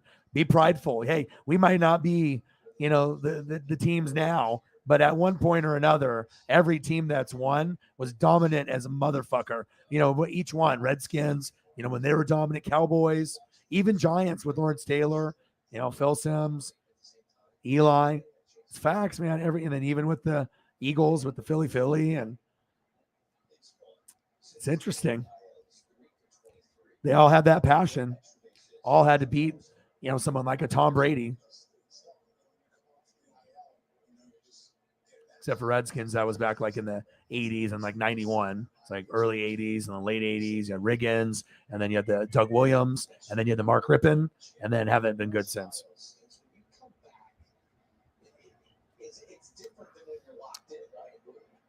Yeah, I got a Doug Williams Bucks jersey. The Redskin one from the throwback back in the days, kind of swaggy. The old school look, like the white one. Throwbacks are interesting. Just depends on what players you're looking at and what styles. But 80s and 90s stuff is just so dope. That's why they need to bring that shit back. Helmets. And they are starting to, but I want them to do it more like full time on stuff. Like some of the helmets and stuff, they shouldn't wear just one game. They should wear it like road or home. Like if you got like some awesome fucking crazy ass red helmet or something and it's all new graphics and shit like Falcons, let them wear that shit. I want to see it, I've already seen all the same bullshit. Let me see the dope new uniforms. These Angel uniforms are crazy that they're wearing. I'm kind of digging them because they're so out there and weird.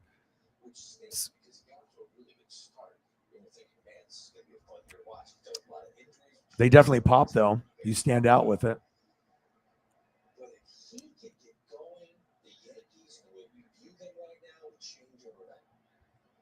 Oh, nice.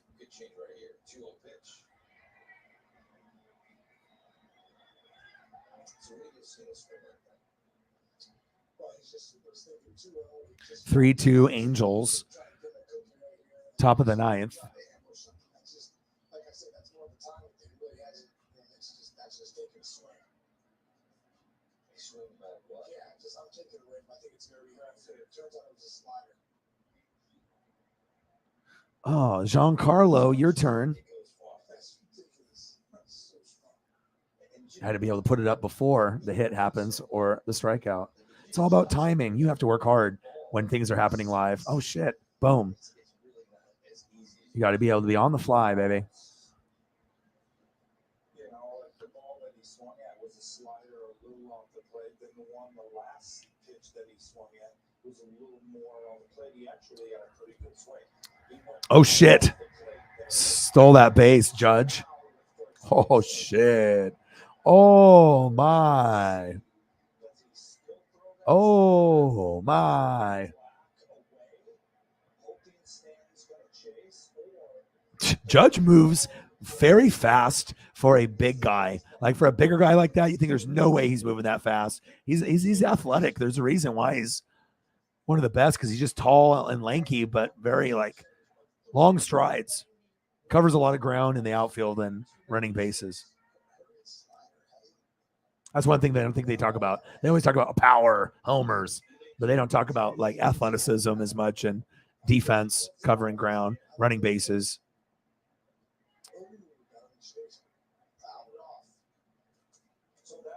Come on, Giancarlo.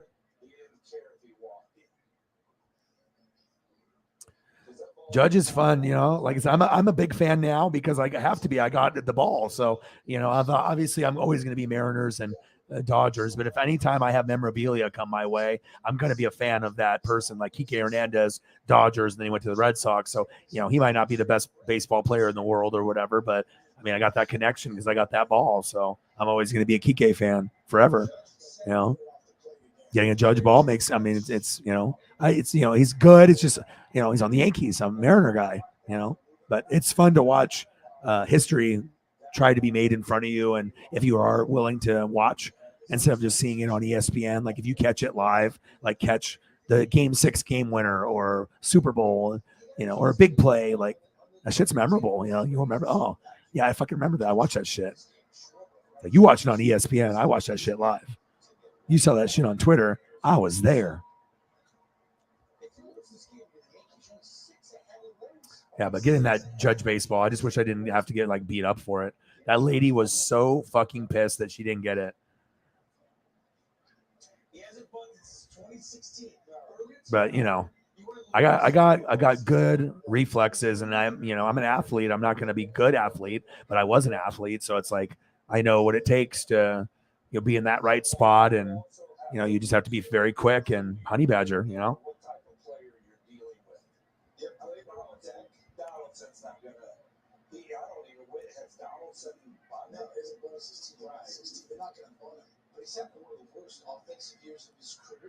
Could happen. The San Francisco Giants is the biggest rumor because he's from there. So he would go to San Francisco and help the Giants get past the Dodgers and go that route and be that Barry Bonds figure, there. And then hitting them into the fucking water. It's pretty cool. Obviously Shohei and Judge, you never know, but you can't really afford to let either of them leave. If you let Shohei go, you're not going to find that again. It's like 1 in a million, like 1 of 1, It's like you're never going to see that again. And Judge, I mean, you're not the same team anymore. He is the Yankees. You get rid of Judge, you get rid of the identity. What is it going to be, Anthony Rizzo's team or Giancarlo? Fuck no. You have to then bring in someone that's got a Judge personality or Derek Jeter. Like, if you don't got that, then you're not the Yankees, So I don't know. I just don't see. I mean, Giancarlo could lead it. He's a big enough star where it could be his team. But I think that having him be like the second or third best, that's when you got something special there. Like, he's already a power hitter, and you got Giancarlo, and you got Judge.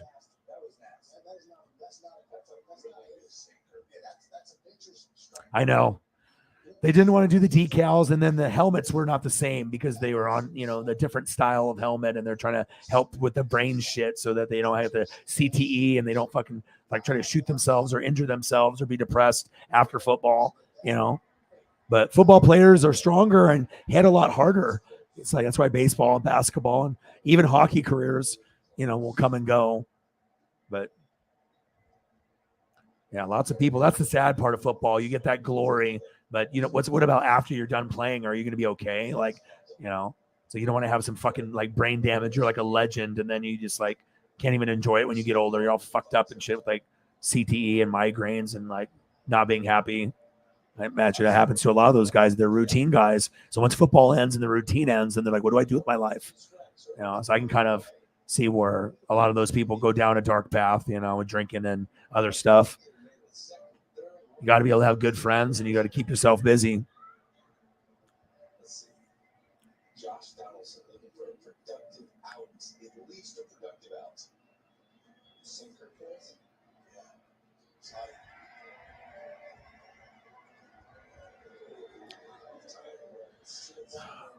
Top of the ninth, 3-2. Runners on first and second. Look at that spin on that ball.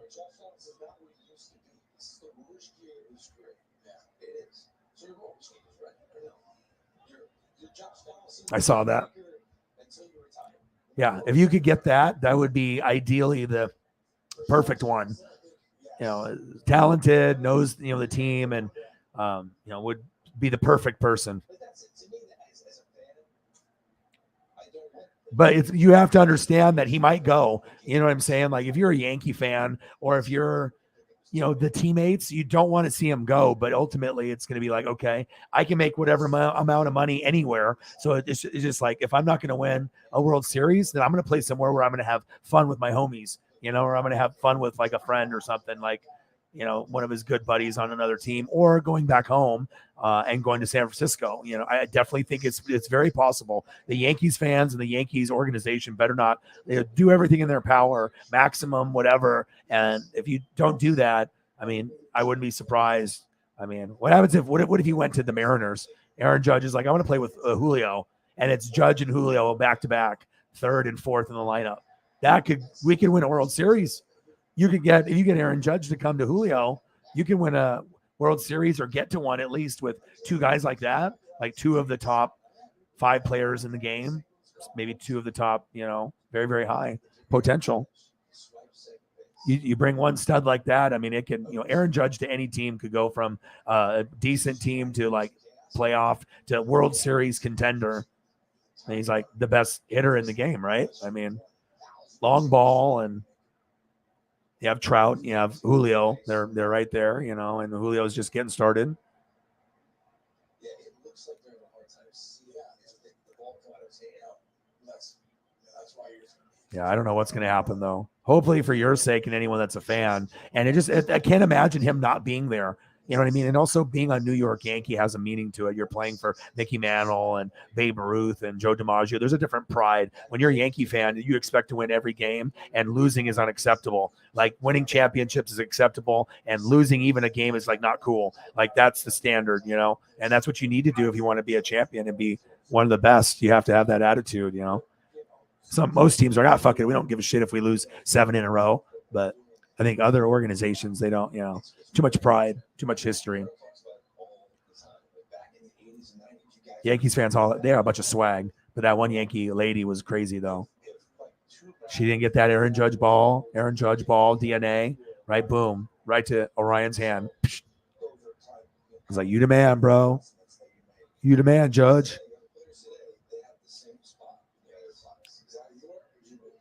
And that shit happens in slow motion when you have a ball opportunity and it's coming into your section and you have only like 2 seconds to react. That's what separates the people that get that shit and that doesn't. If like you are fucking aware and you're watching the game and you're not on your phone.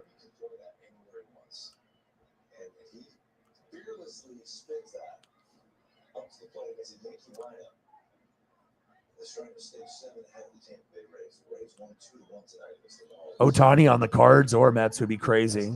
I think I'd rather have him on the Cardinals. I think that would be cool.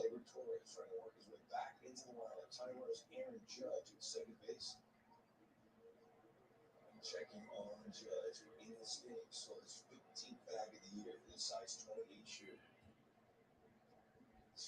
Gigantic Aaron Judge.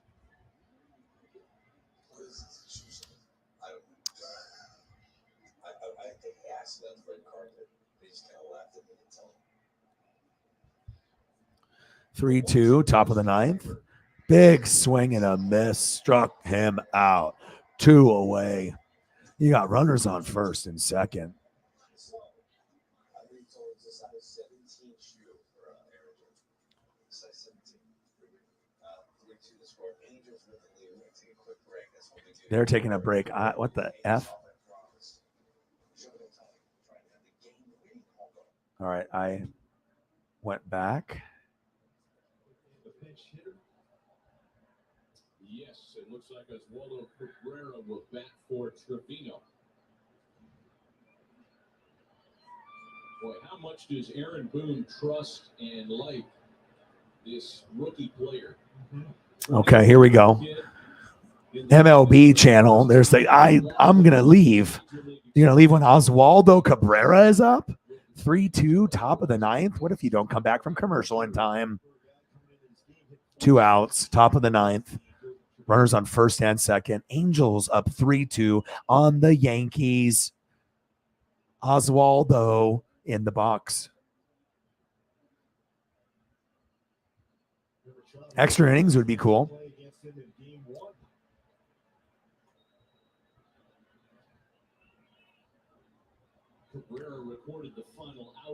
Seeing Judge Homer in person is something that everyone needs to see at least once in their life. Like certain guys, it's like they'll be talking about like Mickey Mantle and when they older generations. Like, did you see Aaron Judge play? Baseball just kind of reminds you of like those roid home runs that would like Mark McGwire and Bonds would do. Dribbler, and the game is over.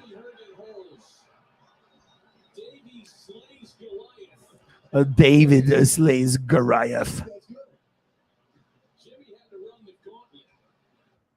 Okay.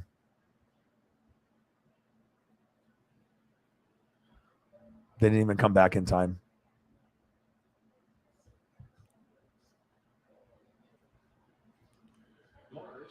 All right. Oh, look at this. Phillies 11, Diamondbacks 1. That's a good game.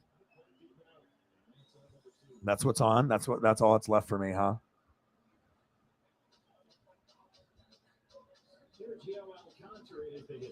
What about Ohio State and Michigan?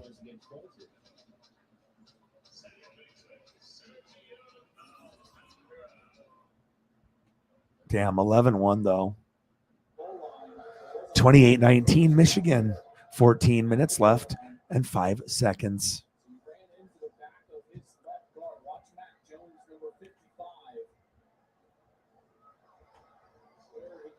Stood up, but then it's hard to see from that angle. He was fucking dealing today. I was like, we got a chance. And then he was like, no, you don't. Mets with a big one today. I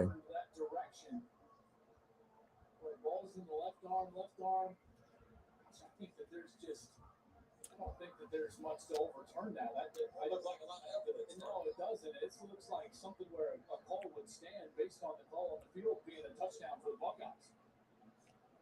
It's got such a good nose for the end zone. Mike Pereira joins us. Mike, your thoughts? I'll tell you, Gus, I think the same thing. It's kind of one of those that's really close, rule touchdown on the field, and I just don't see anything that gives us a clear. All right, let me look here. See if there's anything else. Is this the only other game that's on? Yes, it is. I agree with you. And they've already had a precedent today in what you could I need to watch AEW over again. I need to watch that last match and more like carefully. I was like prepping, so I didn't get to watch it, but I'm hoping it was. I mean, for the most that I saw, there's a lot of promo stuff, but So the touchdown will stand. Ohio State, they had to grind that one out. A second yeah, I don't know. play drive, covering 82 yards. Candace Parker, yeah, she was talented. I was watching shit when they first started, when it was like they just announced they were going to do it, and it was like Houston. There was like Cynthia Coop, and she was like a little small and wiry, and she would make all the awesome shots. And like, you know, I remember like those early Early days. I didn't watch very many years, but at the very beginning I watched just to see like what kind of talent that we're dealing with. And every once in a while you'll get a generational kind of player that's really fun to watch. Maybe we'll just beat the trauma tomorrow. Yeah, because if it wasn't for COVID, Sabrina Ionescu, who's on Liberty, I mean, she's doing like triple double shit, and like they would have won the championship for the women's. But then COVID fucking happened, and that was a shame too. Hi, Paisley. That's cool.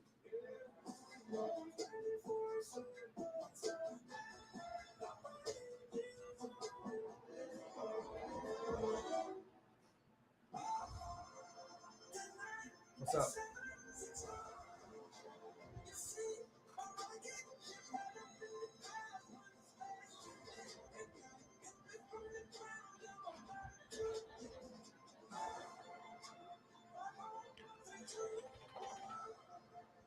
At Ohio State, we're creating what others only dream of.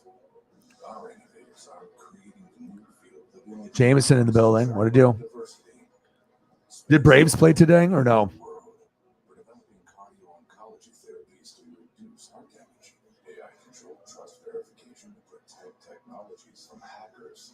I think the Braves can definitely catch the Mets and surpass. I'm excited to see how this all plays out for baseball in the National League and American League. It's going to be very interesting. There's not really clear cut like answer on either side. I mean, there's possibilities, but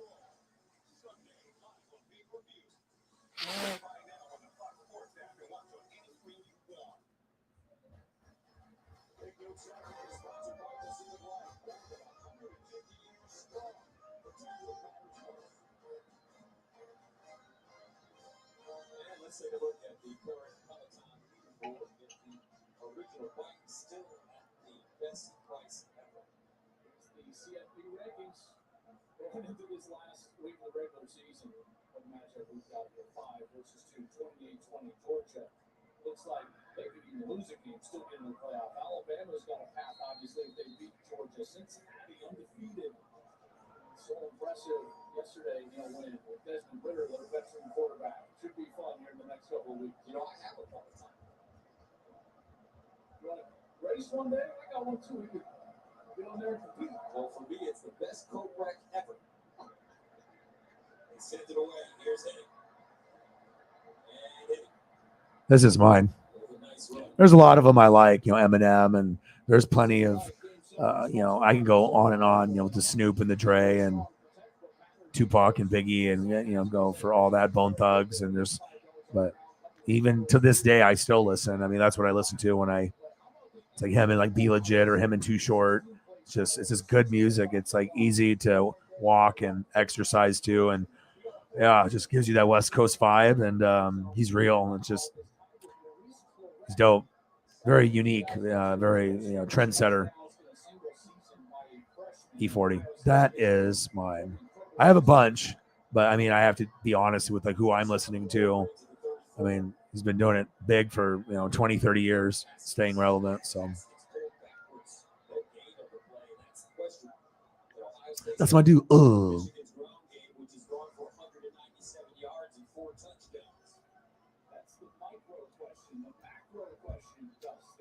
Plus, the fit is cool too. Like I'm digging the beanie. Like I would have it just like that, just like him. I would have the same beanie, and I definitely would have that same kind of starter jacket. That's fresh, dude. Like very clean.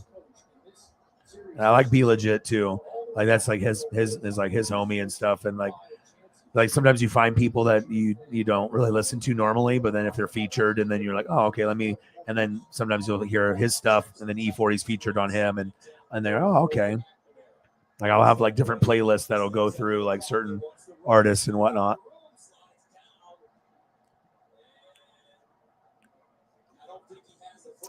Oh, what's up, dude? It's a Joey in the building. Skull. What's good? You're a workaholic, huh? You a workaholic? Like Adam Thielen? You a workaholic like Jay Jetta?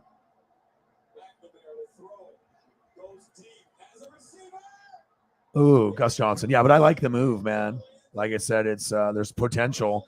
Just got to be able to get your mind right and get supported and maybe could turn into the number 3, number 4, number 5 receiver for the Vikings with the Jetta and the Thielen. I'm jealous. Like, I got Mike Evans and I got Chris Godwin, and I feel like really great, but like this is, I got Mike Evans, but this is like, this has potential to be like, you could be one of the top 5 receivers of all time when it's all said and done, depending on how long you can do it for. Because if you can do it big for 10 to 15 years, you could end up being a top 5 with like T.O. and Randy Moss and Jerry Rice. Like, there's potential for, I think, Jay Jetta and Jamar Chase. They could be like a generational receiver, like very, very special. And then we're blessed because not only do we get one, but we get 2 at the fucking same time. Same school, friends. That's very rare. Made Cincinnati Bengals cool. And obviously we're going to see him blow the fuck up this year. I'm doing good too. Appreciate that. Thank you, man. Bang, bang, bang. Yeah. But I just, like to be able to give my 2 cents on everything. And I just think that he just needs somewhere new to go. He's had some deaths in the family and friends, and he definitely had the drops. He needs to hit the jug machine and hang around people that he can be motivated by. Bang, bang, bang, bang, bang. Right. And then, if you hang around new environment and you're going to be around the number 1 receiver in the game this year, and then another guy that's not normally in the top 10, but plays like a top 10 receiver every year, but just doesn't get talked about. Unless Jefferson goes down with an injury, and then Thielen gets like 3 touchdowns and 150 yards. And they're like, oh, there's that Thielen guy in Minnesota. Like, some people know him, but I mean, us elite people, we all do. But there's probably the average fan that doesn't know who Adam Thielen is. That's a shame.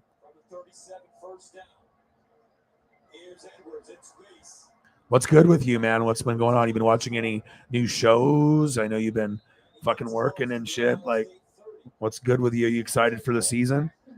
Telling you, sleeper team in the NFL. That's got to be exciting too, especially if I'm like that on board. And you're going to start to see a lot of people that watch other people's shows, and they're like, oh, okay, well, I'll go for it too. And then you'll start hearing more and more people will be saying the Vikings will be the sleeper team. Like, it starts off early with the people that set the tone, and then the other people, they get desperate and don't want to watch the film or read, and they just piggyback. But it's exciting, man. You guys are going in the right direction. Same thing with the Broncos and Nathaniel Hackett. That's something special there with Russ. Like, you're getting a Super Bowl there in Denver before it's the Russell Wilson era is over. You're getting one. Like, that's, people sleeping on Russ is silly. 32, back to bear, looking, back to bear, guns it, and incomplete flag on the play. Roman Wilson has been open today. And Denzel Burke doesn't like the call.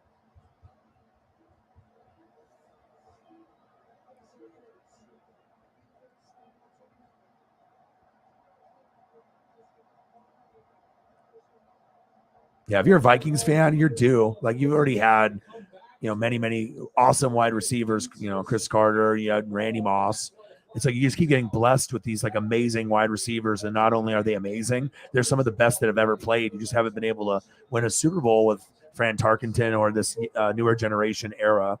But with the proper coaching, the Vikings can get to NFC Championship game. It's just not going to be more than likely year 1, but you just have to build the blocks, and you get better O-line, better defense, they're going to be there. Like, they're going to, who knows how long it'll take. But, I mean, it's going to be like once they beat the Packers in the division, whether it's this year, next year, or 3 years, 4 years from now. But when it happens, people are like, oh, I guess the Vikings are good, But if you can see it happening, the trajectory, you just have to pay attention to rookies and, how the coach is doing. And hopefully there's no injuries. But I hope you're doing good too, man. Exciting time right now for Vikings fans. There's potential there, and it's like they're not overachieving. They hope that, one day they can get to Super Bowl and NFC Championship game, but just trying to compete in the division, trying to beat the Packers for first place. And then if you get in as a wild card, do some damage and win a game in the wild card round. Don't lose right away.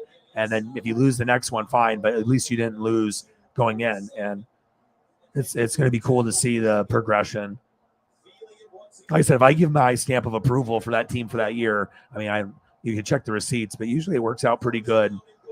And plus, you have to go through the schedule. You have to look at the other team's schedule. You have to see what their strengths, of schedule compared to people they played last year, and then what the team looks like this year, and how many home games, who you playing, who's the other division that you're playing, and things are looking up for quite a few. Eagles, Vikings, Broncos, Saints. It's very trending upwards for a few of these teams. Yeah, I got to.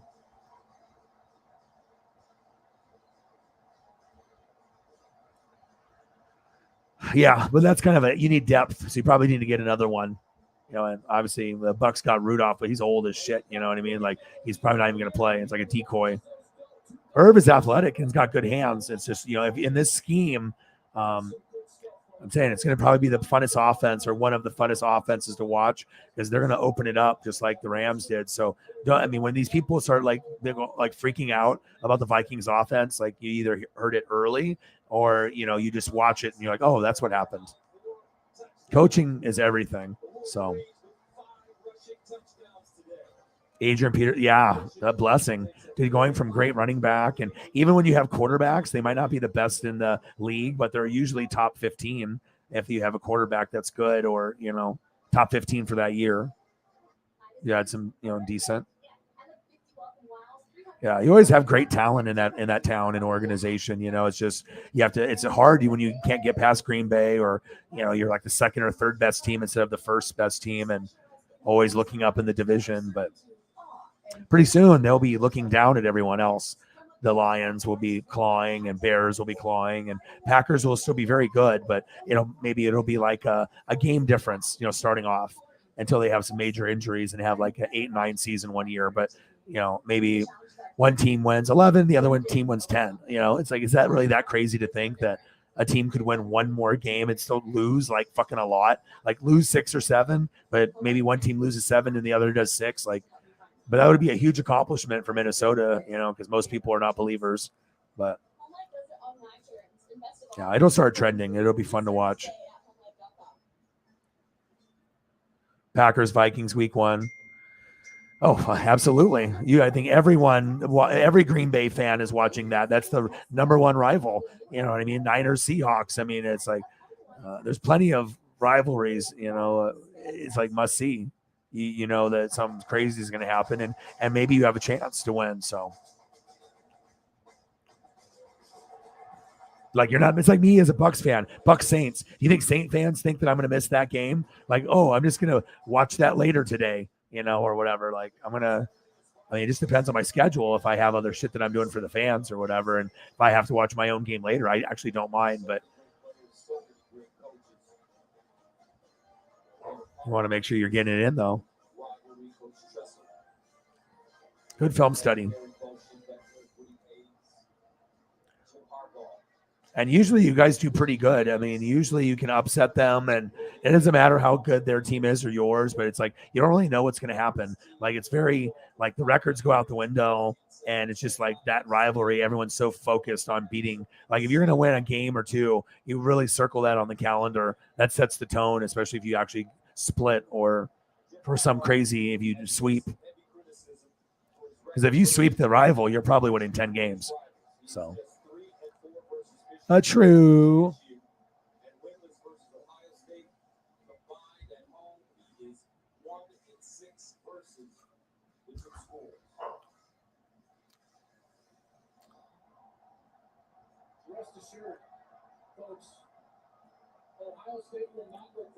I'm watching this really good baseball game right now. Phillies 15, Diamondbacks 1.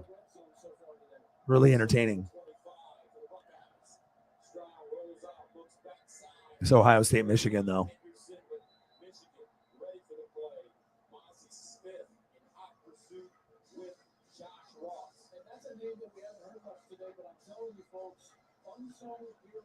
$35-20 Michigan on FS1, the rivalry game. 10-1 Ohio State, 10-1 Michigan. Like, if you're going to watch one college football game as a rivalry, this is it. Every year. You're not watching this game, you're missing out. Oh, shit. Olave. Wow. Olave with a catch. That was insane.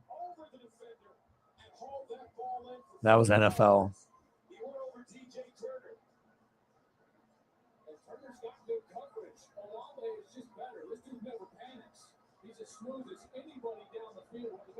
This guy, kind of good.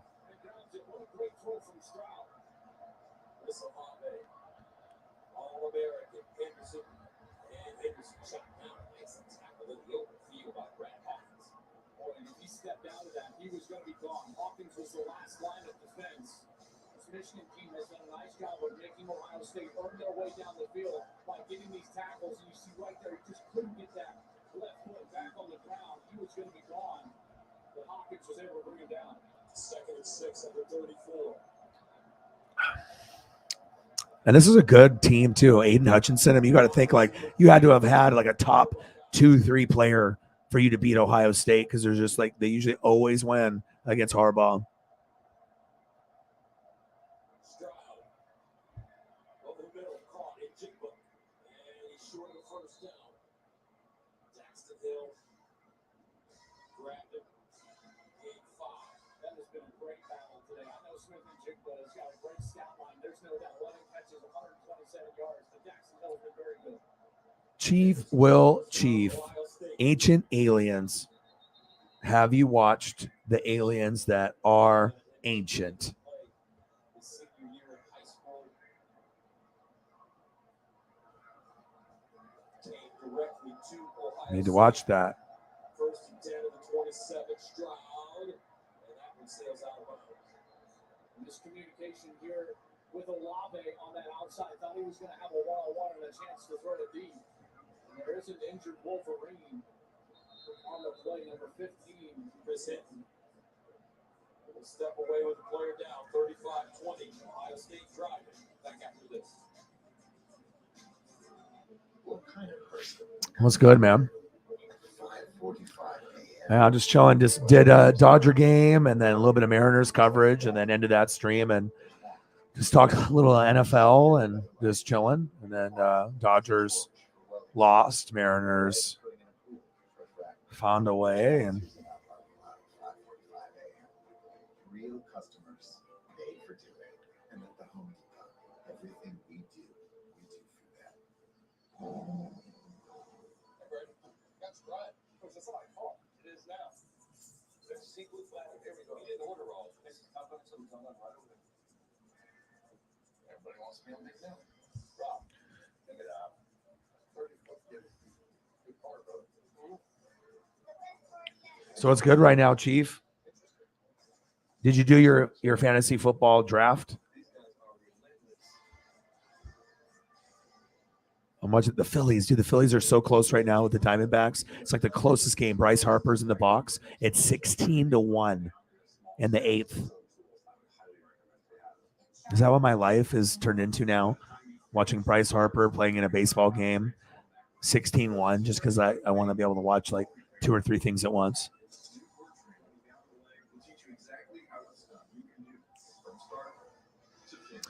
Dude, Olave's nice, man.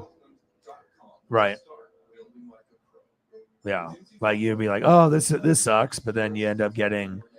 But I'll tell you what, regardless if it's with Jameis or not, this is going to be special to watch. There'll be certain players, they'll only take it as far as their commitment to the game is, and if they don't get injured. So if you're a psychopath and you're trying to be like one of the best ever, there's definitely some natural abilities if you ended up watching any game from last year or his career. Quite special. I think anyone would have wanted him. So what is it? How is it good or bad? Did you send it to me? Are you ashamed of it? Do you think you have a good one or you fucked up on it? I can help you like fix a bad team.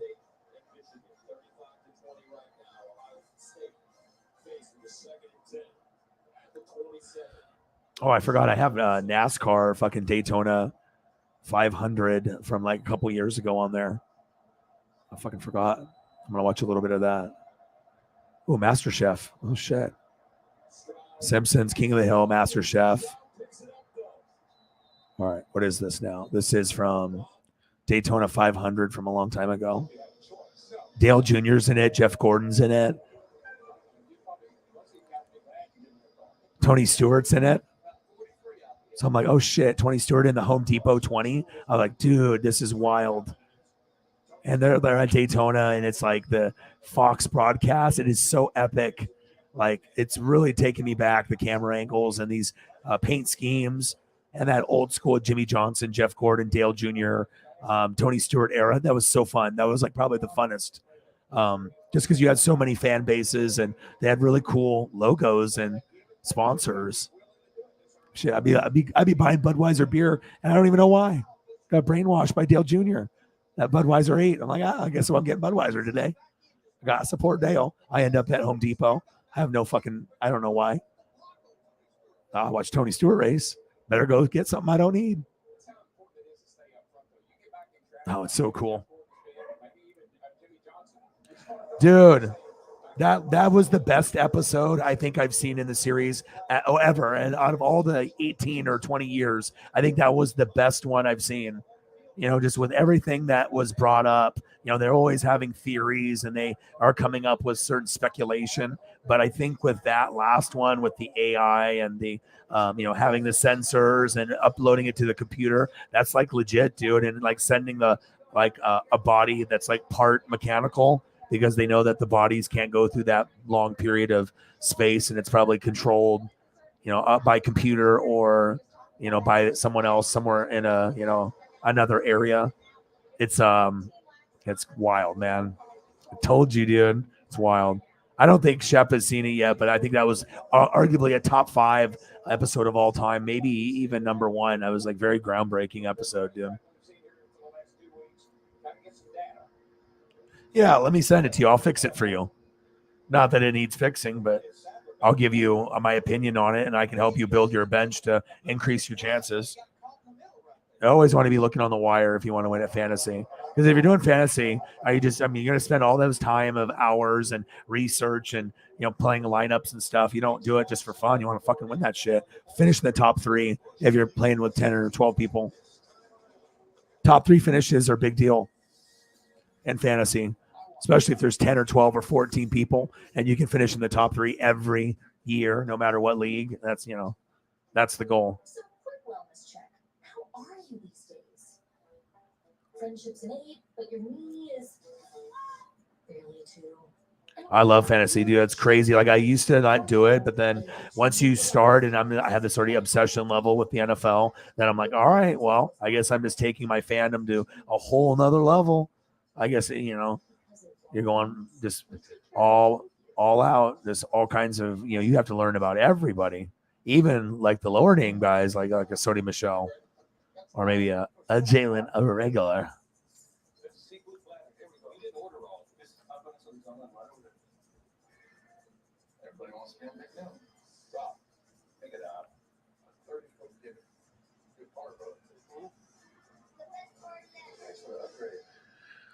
This will be fun to watch this year. Definitely backs against the wall. Other teams getting better. Yeah, but you got Mahomes, you got Andy Reid, you got the enemy, you have an advantage. Coaching is definitely important.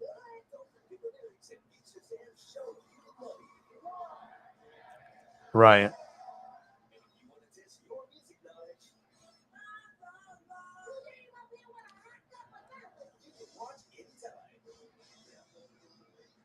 It'll be fun. It's a lot of work, though. Like it consumes your life.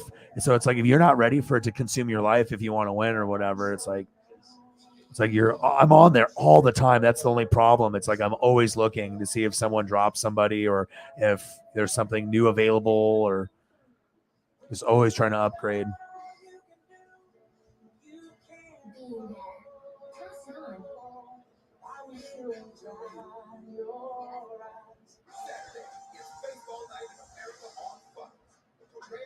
There you go. Anytime you finish in the top 3, I don't give a shit what anyone says. They're like, oh, if you win, that's the only thing that matters. No, fuck no. Fantasy's hard as shit. Like even experts can't win fucking every year. Like it's impossible to win every year because there's just so many variables and you can't predict injuries, and everyone's going to have strategies. And if you're smart, you can outsmart a lot of people and work harder, and more time is put in. But definitely got to have key pieces like this. It makes it funner too when you have like a Mahomes at the top. Not everyone's going to have a Mahomes, but like you already know, oh shit, like he might go for 50 points a week, or sometimes it's going to be under 20, but most of the time it's like 20 with potential of who knows how the hell many. And then you're going to go a lot here. So rookies will be very crucial. O-line, D-line, running game. Consorting with the enemy. Yeah. What do you call it though, Daryl? Competition. Yeah. You do what you got to do right now. But let's explain why these guys put the commandeer road together. That's why I can't do more than one, because you do more than one, you can't win fantasy. It's like almost impossible, because you're giving half of your time to one, half of your time to another, and at one point you stop caring as much about one, and then you don't win in either one. And you're like, what the fuck? And if you paid money, you're like throwing money away. Like even if it's like $20 buy-in or 50, it's like you have to only do like one. Two at the most. I mean, it's like anything above and beyond that. I mean, I don't care how organized anyone is. That's too much of a headache if you really want to win. If you just don't give a fuck yeah. You can do 10 fantasy football leagues if you give no fucks. Like, I don't give a shit if I win or not. I'm just psychopath. I do 10 fantasy football leagues,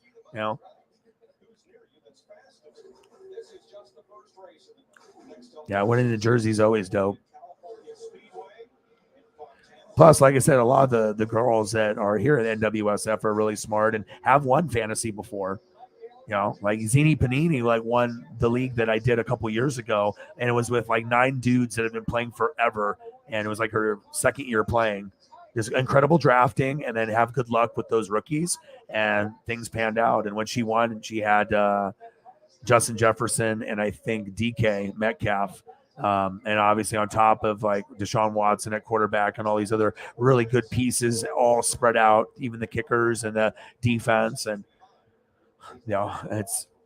it's cool to be able to see that, because it shows that it doesn't matter what age or what race. Like, if you have commitment, to something and you take it serious, it doesn't matter if you're a guy or a girl. Like, anybody can win at fantasy. But I think it was really impressive, and I always pump her up about it, is because you played in a league with people that have been playing for a fucking long time, and to beat like 9 other people that really care, that are trying to win, and you go in there in your second year and draft like a fucking machine, did everything on your own, and then those people panned out and had the spectacular top 3 team, went to the playoffs, and then won it. That's what you want. I was proud too, because I helped her the first year, and I think she got second, and then she did all on her own the second year and got first. I think pretty surprising, but she, like I said, if you got commitment, it doesn't matter if you're a guy or girl, you can win. And I just like it when the girls win over the dudes. They get so mad. They're like this. They're like, there's no way. But that's what makes it awesome. It's like, okay, whoever's the most committed wins.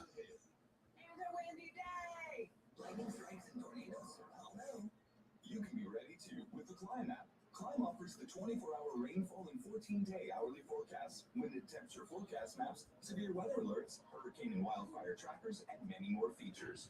Don't let the weather catch you unprepared. Be ready. Download Climb now. Climb, precise weather, precisely for you. Yeah, I mean, running game will be interesting. Offensive line, D line. I mean, how many sacks, pressures? Like, what kind of lineups are you going to be using? Are they going to be conservative? Are they going to be like zone? Are they going to, be kind of passing like aggressively? And you have to go to like nickel and dime and that type of stuff. Like, I want to see how the D line plays. And Carl Laftis has got a motor, so it'll be interesting to see how it all pans out.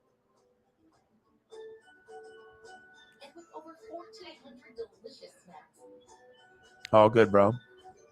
Nuts.com can satisfy everyone.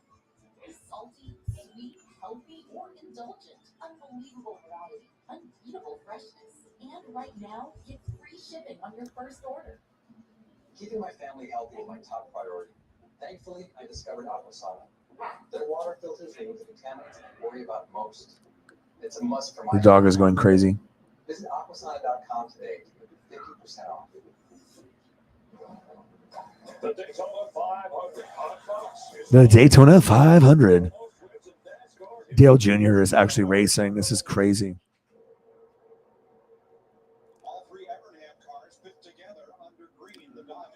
Yeah, but if anyone is looking for something cool to watch, that last week, man, that episode was something, dude. It was crazy.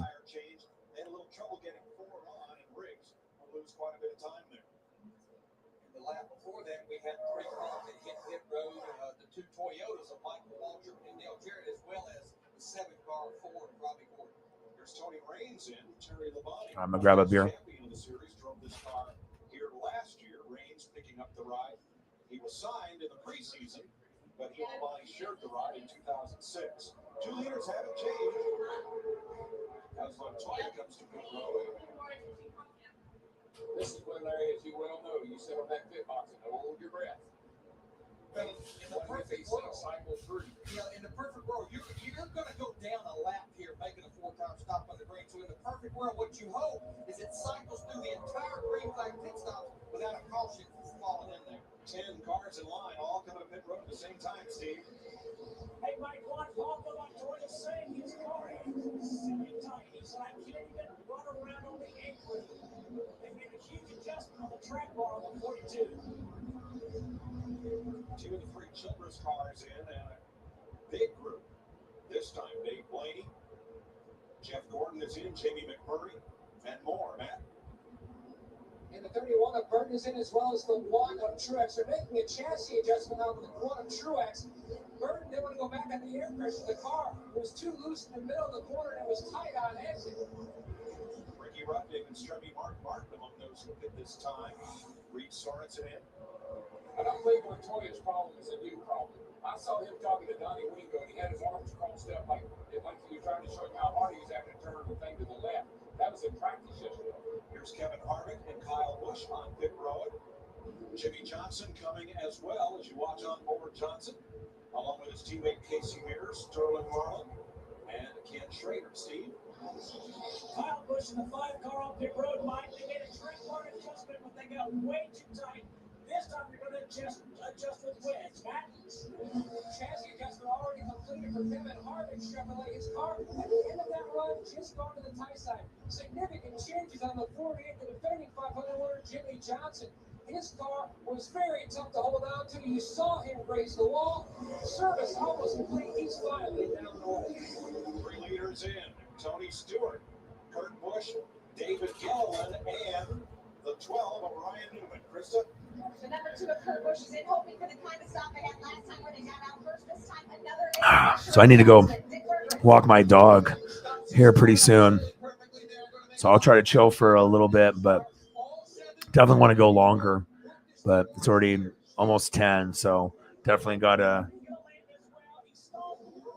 make sure I get that walk in and do that. But I can throw up anything that we're looking here now at this point, since we're kind of going to be wrapping up probably in the next like 33 minutes, I would say. So we'll do that, and then I'll just from doing the first stream and then doing this one. So 33 minutes I think is good, unless we start getting a big wave of goats and then we have on some insane dono train, then maybe 3 hours turns into 4 or more. But so I'm going to start it off with food, and then we'll go from there. Usually that's good for like the last 10 to 30 minutes. Here's what I'm talking about, Mike. You see how far back he is behind Tony Stewart and Kurt Busch. And here comes the 38 Gilliland, and man, he can't get it loaded up. He's got the brakes locked up, smoking the tires. He gets it stopped finally. He had to beat at 55 miles per hour by the time he got to that yellow line, which is where the commit comes in. And NASCAR has reported that he did slow his speed sufficiently before he got to the next corner. No penalty on Big McGill. Good for him.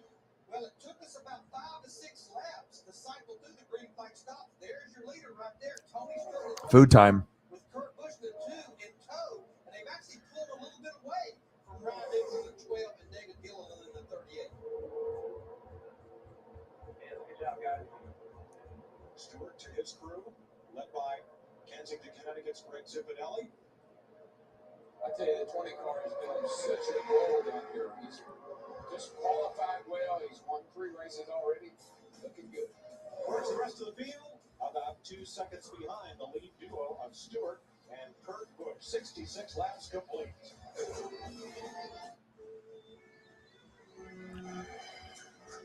You know, it says out of workshop for a reason. So sorry to bother you, boss, but I moved to the World Cup. To the holidays? Wait, like the actual World Cup? It's a big deal. Yeah, but that's my time to shine. Get Blitzen on the phone. I gotta Oh, would you look at that? make no mistake. A fight's brewing. That looks insanely good. Like I don't even need the Reese's actually on the pieces that are like jammed in there. Like that's nice and all. I don't need that though. And then you drizzle the little goodness there, and then you got like the Reese's pieces in the middle, and it's like you're already just I'm cool with the cake part and the crust. And you just took that to like a whole nother level there.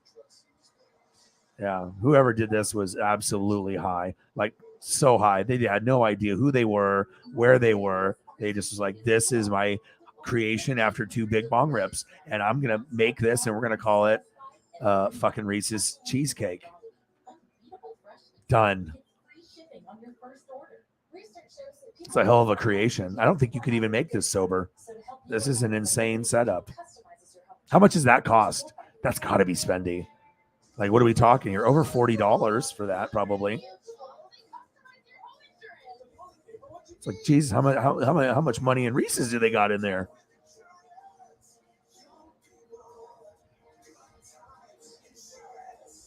Only pay for what you need.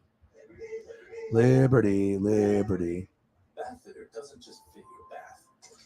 We fit your life. When you're tired of looking at your tired old bath, we fit your style with hundreds of design options. When a normal day is anything but normal, we fit your schedule with our unique tub-over-tub process installed in as little as a day. When high quality is the only quality that matters, we fit your standards with a lifetime guarantee. Bathfitter, it just fits. Visit bathfitter.com to book your free consultation. Hey, honey, sunscreen. We shall be by Bonner because it gives us cash back on everything we buy. Is that why it's giving money all over me? It's a visual metaphor to show there's cash back in everything. In store, online, there's cash back in everything you buy. 10 drivers in, 1 driver out. Only one left standing. I am NASCAR Camping World Truck Series winners. I am NASCAR. 70 laps complete in the Daytona 500. Tony Stewart and Kurt Busch had about 2 seconds on the field last time by. The pack cut it to 1.6, and they are closing in on the lead duo. Fox Sports and Texas. You guys have good food selections. Like that's stuff that I would eat. Like most of the stuff I'm like, oh, I can't. I mean, I'm trying to lose weight right now, so I can't like eat a lot of the stuff that is suggested. But I mean, almost every time it turns out to be like something crazy. Like looks really good. Had them before. Like you can even take some of the veggie stuff out and just make it more chicken burger and take some, but looks good to me. Everyone likes their burgers. Sometimes people don't like as much veggies. They want more burger and cheese. They don't want to have any veggies on it whatsoever. I'm pretty open to whatever. I'm open to any kind of pizza or any kind of taco. If it's good, it's good. Oh, yeah. Look what's happened to the lead. Stewart and Busch were all by themselves out single file. I really like this. Like if I end up like hanging out with people in the Midwest or whatever, like Midwest or South, I would be like, where is the best? And then that's where I go.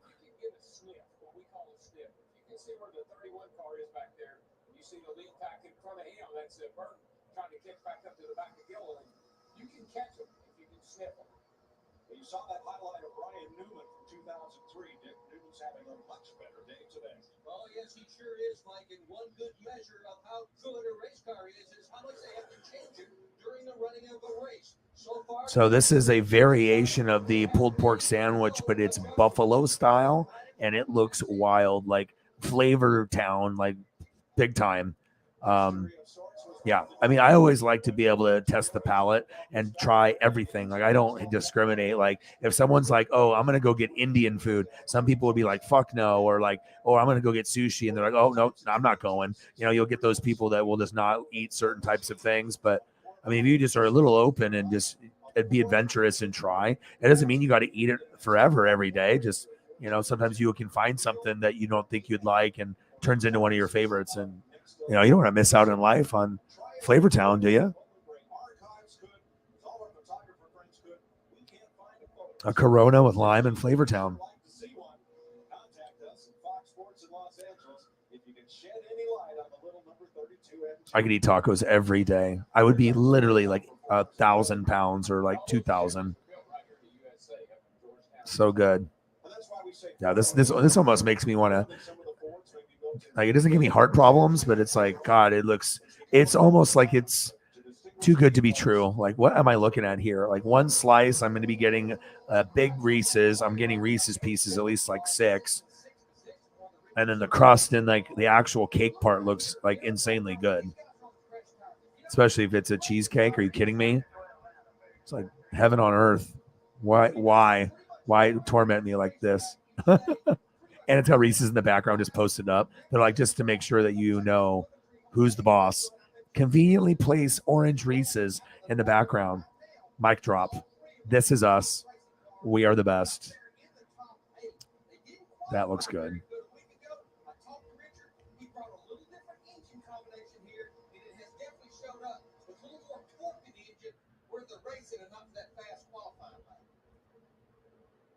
There's where the Childress Chevrolets are at present. Harvick in third. And Clint Boyer may move up to fifth. He was 6 last. This is more my style. I don't need to have that crazy amount of strawberry. That's like, I don't know what's going on there. Is that like Royal Rumble, and there's like all those people that are on the outside of the ring, and then they're just like surrounding the ring. It's like there's way too much fruit jump off on like surrounding it. Like you don't even need like a quarter of that much.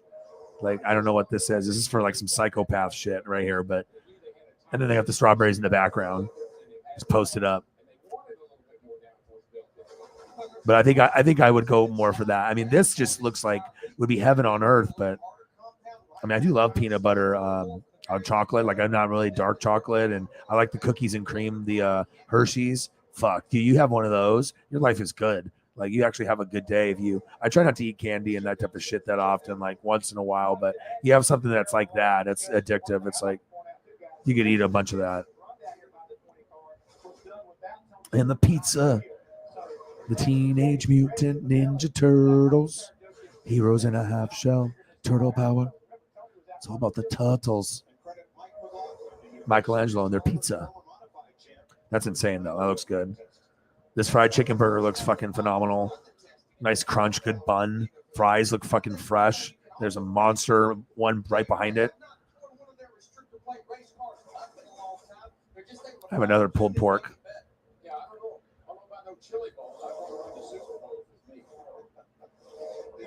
Good job of that right now. Looks like he might be able to do both. Tony wants to win them all. He won an open wheel race at Fort Wayne. He won the And I'll give you more traditional style.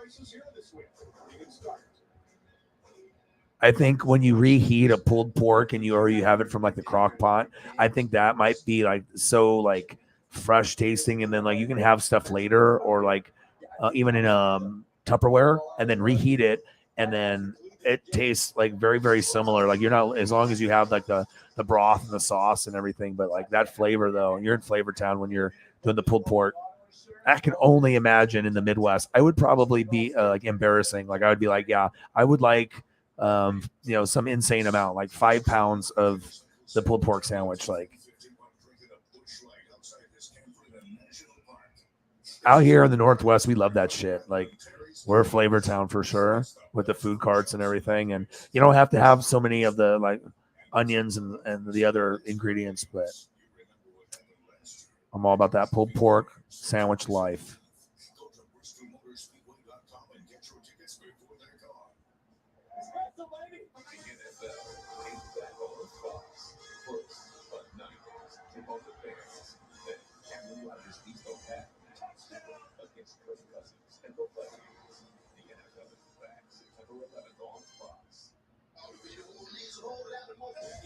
Now I'm going to show you my favorite, because this is what it looks like when I eat it.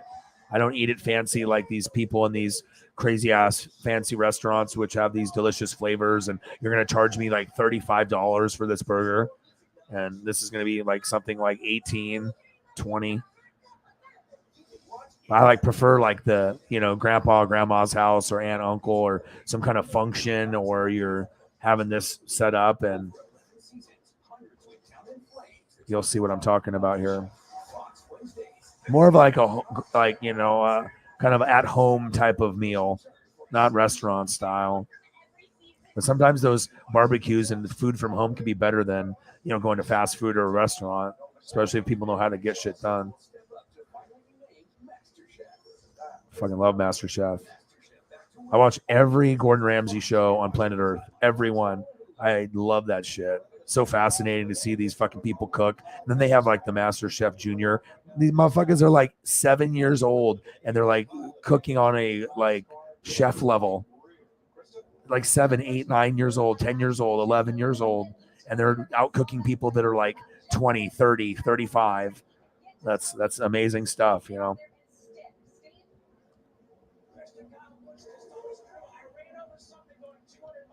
I ran over something going over 200 miles an hour, he said. Tony Stewart.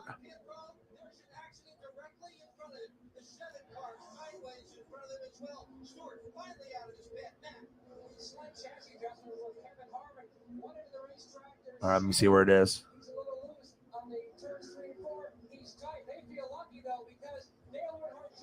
Oh, Dale Earnhardt Jr.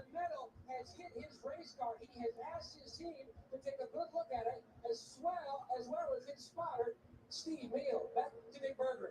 And there is a potential problem with Tony Stewart's car. He said that as they are going around under caution, under slow speeds, the oil pressure drops to 20 pounds. So he is going to change gear under those caution flag laps to try to keep the oil pressure up so he doesn't starve the engine of oil. Let's go back to where all this started.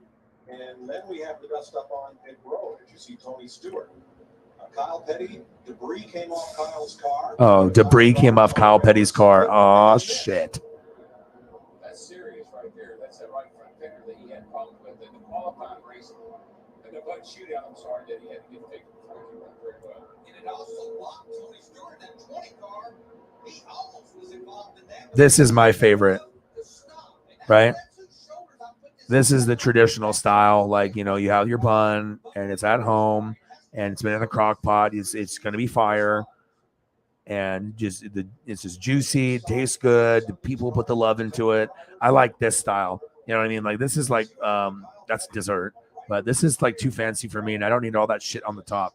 Okay. And then this looks like it's good, but I'm not sure if I like that shit on the bottom. And what if I don't like this buffalo sauce? Like, you know what I mean? Give me like, this is what you envision in a pulled pork sandwich. If I go to a Midwest place or like a Southern place, like I want that fire, but that it reminds me of like home cooking. Like, to me, this is by far the best. Like, you can make memories eating this fucking food right here and this sandwich. Like, I almost prefer it over hamburgers sometimes. Like, it's that good. And you want to make sure you have leftovers for like a couple days if you do the crock pot thing. But if you do, you're eating good for like 3-4 days. Like, you know, and you don't even mind you're eating the same thing. Like sometimes on like lunch and maybe dinner the next day. It's like, it's fire. Good choice.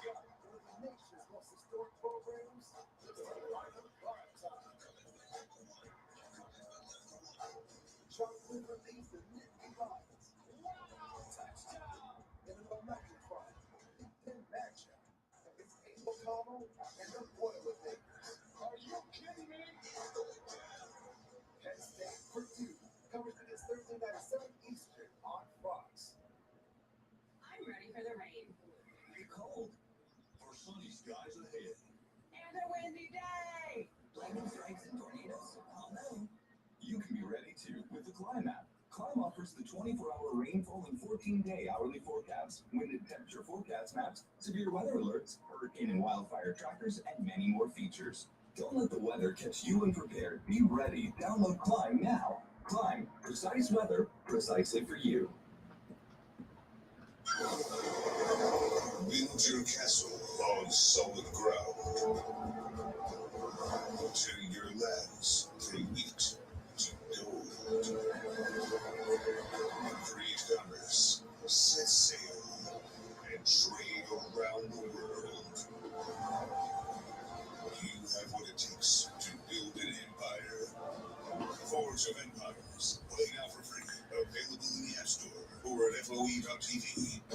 The harder you push, the better we get. Introducing Copper Films, the world's first compression sleeve. The cooling sensation of menthol. The more you move, the more you'll feel the support. Our most advanced compression sleeve yet. A more durable heavyweight weave with seamless four-way stretch for continuous compression and faster recovery of sore muscles and joints. ComproFit Ice. Feel the fit.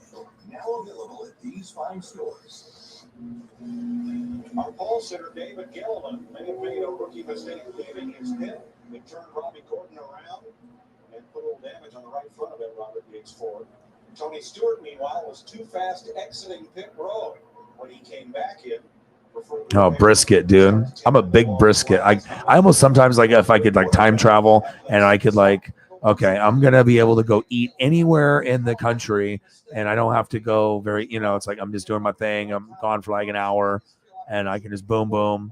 Here I'm back chilling. I'm grinding it out. But then I want to eat some like Midwest barbecue. Like, you can't really get that same type of flavor unless you're like there and you're living it, based on the cooking shows that I've watched and with Gordon Ramsay. And like the Flavor Town is, sometimes you have to go pretty far for Flavor Town, but yeah, this is insane. These are doing good choices.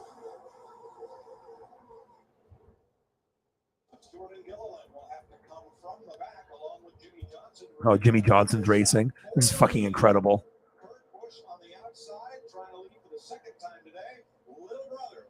Fucking little brother.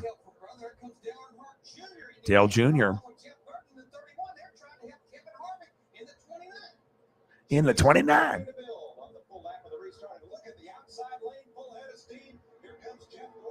Oh, Jeff Gordon. Fuck, dude. This is like, just imagine watching something that you watch like 20, 25 years later, like, and you haven't seen it since. Like, it's an incredible feeling. That's why I'm just born for this shit. Like, I get so excited about just every day not knowing what is going to happen. And, you guys come up with great choices. Look at this motherfucking gem right here. This motherfucking gem right here is a habanero, brown sugar pork, a belly, burnt ends. Are you fucking kidding me, dude? Dude, look at the juices. Like, that bitch was in there forever. Look at the sauce. That looks insanely good.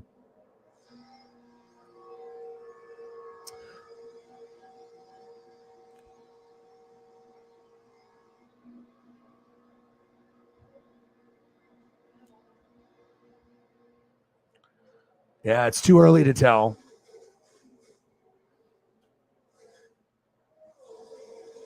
I got you, dude. It's all about that. And you know what? When you get it, every stream for me, no matter what, is always going to have something new. You're never going to see, the same. You'll see certain things repetitive with certain pictures, but you're always going to see some new stuff too.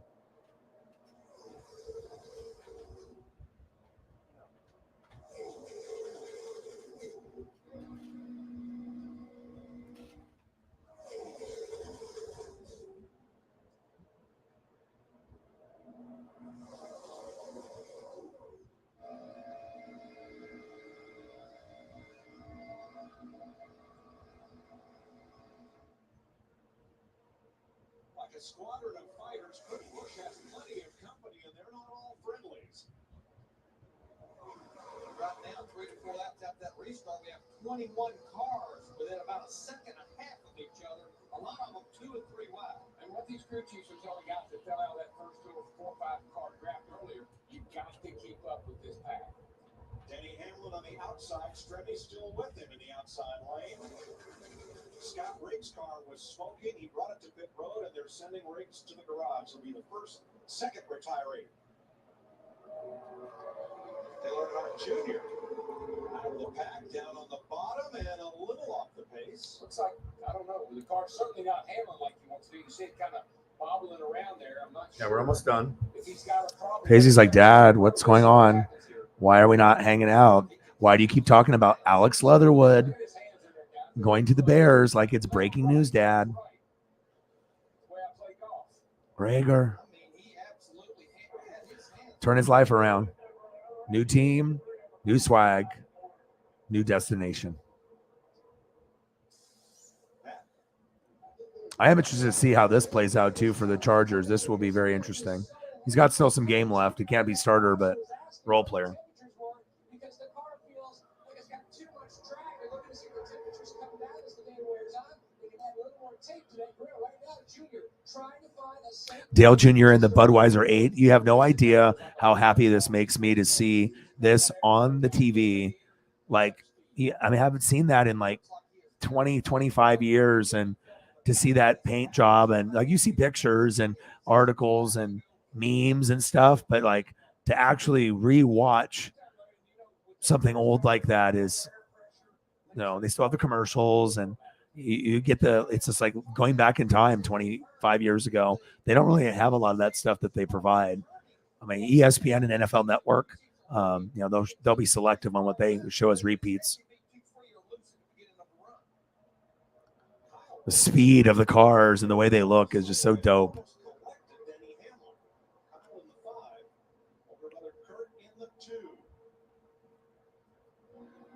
That's a pulled pork fucking sandwich. These first 4 or 5 guys, they've been out there riding by themselves, single file. All of a sudden, That's a thing of fucking beauty right there. I can taste that photo, like, easily. I could eat all 4 of those, like, no joke.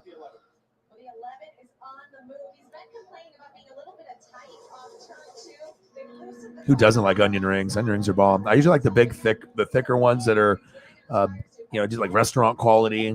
The smaller ones, all right. But see if I can find a better picture of a better one of what real onion rings supposed to look like. See if it allows me to find a more accurate description of what, if we're going to order onion rings, I want the biggest fucking onion rings you have. Some debris, so they pulled out the front valance and they got that all squared away. But with the green flag drop, instead of leading, Tony Stewart restarted 40th. He's up to 35th now.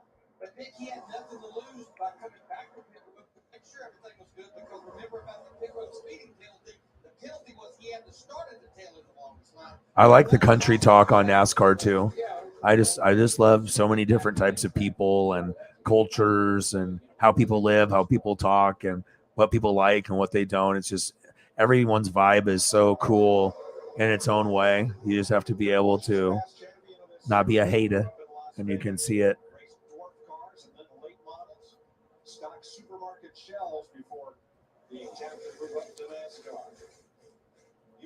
But like something like that, bigger style.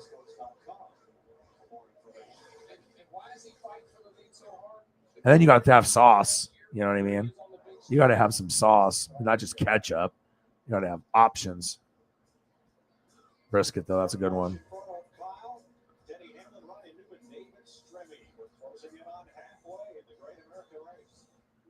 Water is the lifeblood of your home, and an Aquasana water filter is its heart, removing the contaminants you worry about most, giving you clean, great-tasting water and peace of mind.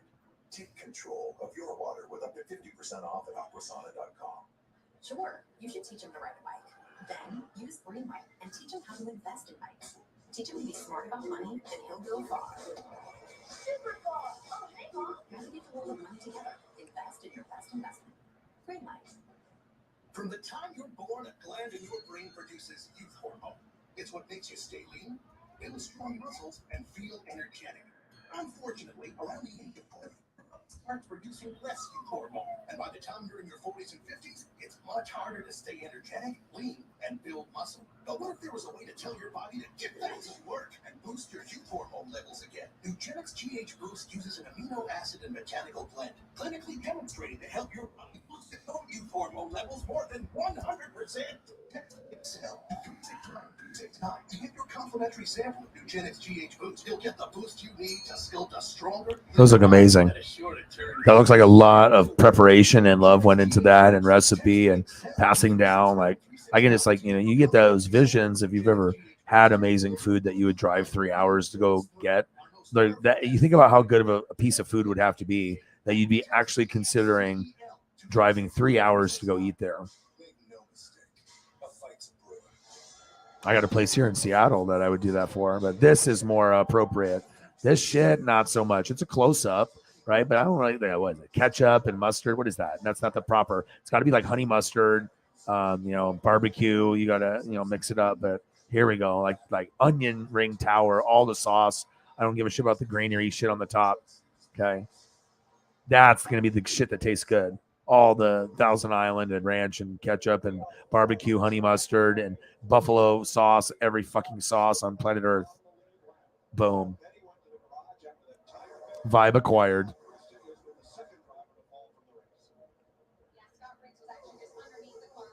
Dude, I probably, how am I going to go back? I will be in like food a coma. Like I will be in just like, I'm not going to go, I have to stay here. I would get very large. I would probably not want to exercise and I would just want to keep eating. Like if I'm just being like, oh, and then I'm like, oh, okay, let's have lunch. Oh, dinner? Shit.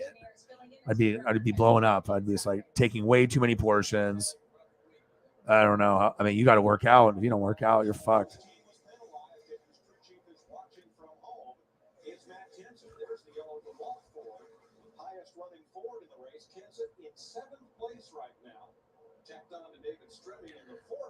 It's so awesome. I want to buy a die cast car. It'll probably cost like $200 or $250, but you can get like a PSA autograph Dale Jr. 8 car. And then it's got his autograph on the hood, and then it's got the PSA. They sent it in to get it authenticated, and it's got the serial numbers and everything matches on the website. I was like, ooh, that would be a cool item. I mean, I want to get a Chase Elliott one first, but getting a Dale Jr. and Dale Sr. would definitely be on my list. There's certain cars that are just so iconic. Still pissed off about the card, but I got a bunch of Julio stuff today. I've got a fall league game used jersey patch. That was $100. Got it for $90, and then just bought every Julio they had. A bunch of ones that were like $5, $10, and just because I know that Julio stuff's going to be worth a lot, and I'm going to do a couple investment pieces, probably $300 to $500, and then get the rookie autograph graded. It's already graded already.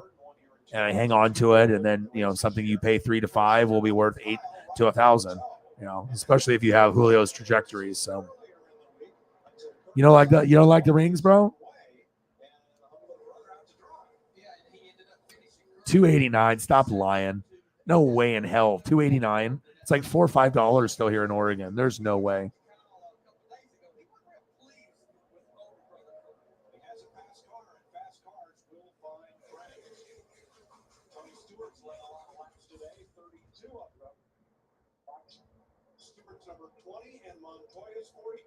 And you can see Tony's car it's not turning. He's got the wheel turn, but there for a moment it would not turn until he used Mr. Montoya for a bank.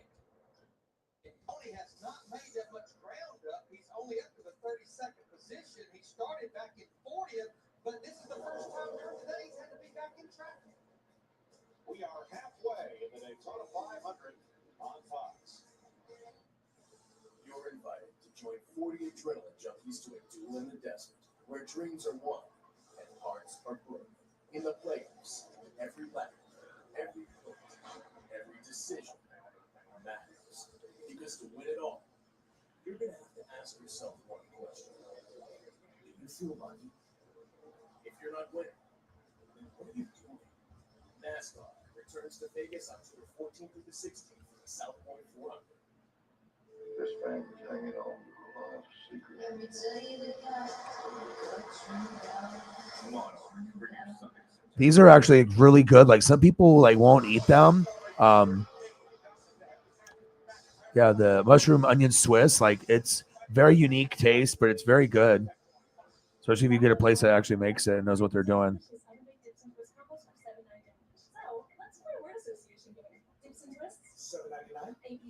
Love me some baked beans, bro. That shit reminds me of like Thanksgiving and like just like the fall time comfort food. When my grandfather started this business, he relied on freshness, quality, variety, and service. He still delivered the freshest nuts, dry fruits, snacks, and sweets, and all around the country. Nuts.com. Enjoy free shipping on your first order. Get customizable furniture at joybird.com that complements your art, your green thumb, or just you. Save 35% during our Labor Day sale. Plus, get free design services at joybird.com. So it's Friday night dinner. All of a sudden, boom, the kid's like, Dad, what's that? You get to go, roar! Huh? It's a bit too aggressive, isn't it? Okay, yeah, sure. Rewind it. What? How about this? Beg your pardon, but bundling your home and car insurance could save you hundreds. Now, neighbors, I mean, Gecko, huh? Ooh, little girl. Hi, Gecko. Well, the commercial. Yeah, I know, right? See how much you can save by bundling with Geico. Headed out? Don't let the weather catch you by surprise. Check Line, your personal weather assistant. Plan ahead with precise local weather forecasts and stay safe with hurricane and wildfire trackers. Keep an all-in-one weather tracker right in your pocket. Klein, precise weather, precisely for you. There's a buzz in the air in Kansas as drivers fight to move on to the next round of the playoffs. The NASCAR Playoffs weekend at Kansas Speedway. Get your tickets today at kansasspeedway.com. Just past the halfway point, 103 laps. There is your top five. 30 cars running within 6 seconds of each other as they snake down that 3,000-foot backstretch here in Daytona Beach. Let's get out to Jeff Hammond for today's State Farm Safety Report. One of the new safety improvements for 2007 has to be the new fuel cell. 17 3/4 gallons, but it's the bladder inside, much tougher than years past. Plus, they relocated the check valve itself. In years past, we used to have a check valve system when the car got upside down. All the good photos that actually have the fries in the baked beans, you can't. It's like it's not compatible. They're doing you dirty on that particular option. It seals the fuel off. But with this new system, it's much safer. Thanks, Jeff. Safety a prime concern of all of these teams. That 17 3/4 gallon fuel cell that we're running here, that's about 4.5 more gallons than the cars had here last year, which lets them go about 10 or 12 more laps. Only 3 flat conditions on the Excuse me, David Strimmy just about got turned around by Kevin Harvick. And Harvick had to back so far out of the gas. Jeff Green got to him, so did Martin Truex, so did Matt Kenseth, and so did Dale Jarrett. Now this will take your breath like it took mine. This is scary right here. That is. He had quite a bit of help, it looked like. I guarantee you. You got Scrammy's attention. Hardly slowed Stremmy's car, but took all the momentum away from Harvick. And everyone else there around them. And up here. Well, once again, we're at that point in the run. We're about halfway through a run. These tires just seem to really give out after about 15 to 20 laps. The cars really start handling poorly. It's not the tires' fault. It's just the setup they have.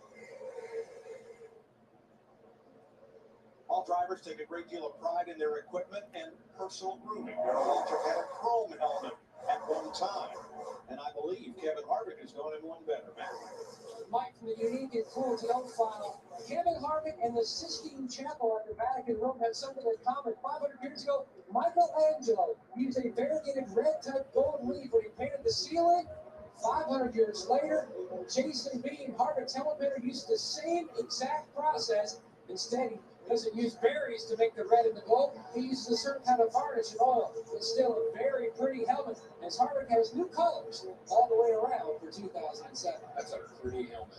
It is. That gold leaf, I love. Remember old Calhoun and Indy, number 98? Calhoun, the Agajia, Parley Jones. Had those gold leaf numbers on it. Beautiful. I love this thing. But you know one thing you better have on that helmet, because it's getting that time of the day, you better have a good shield, dark shield on your helmet, because the sun coming off the turn 4 is going to be a problem here before too long. I've been down here testing before, man. You just had to come off turn 4 and just kind of guess where you were, and that was by yourself.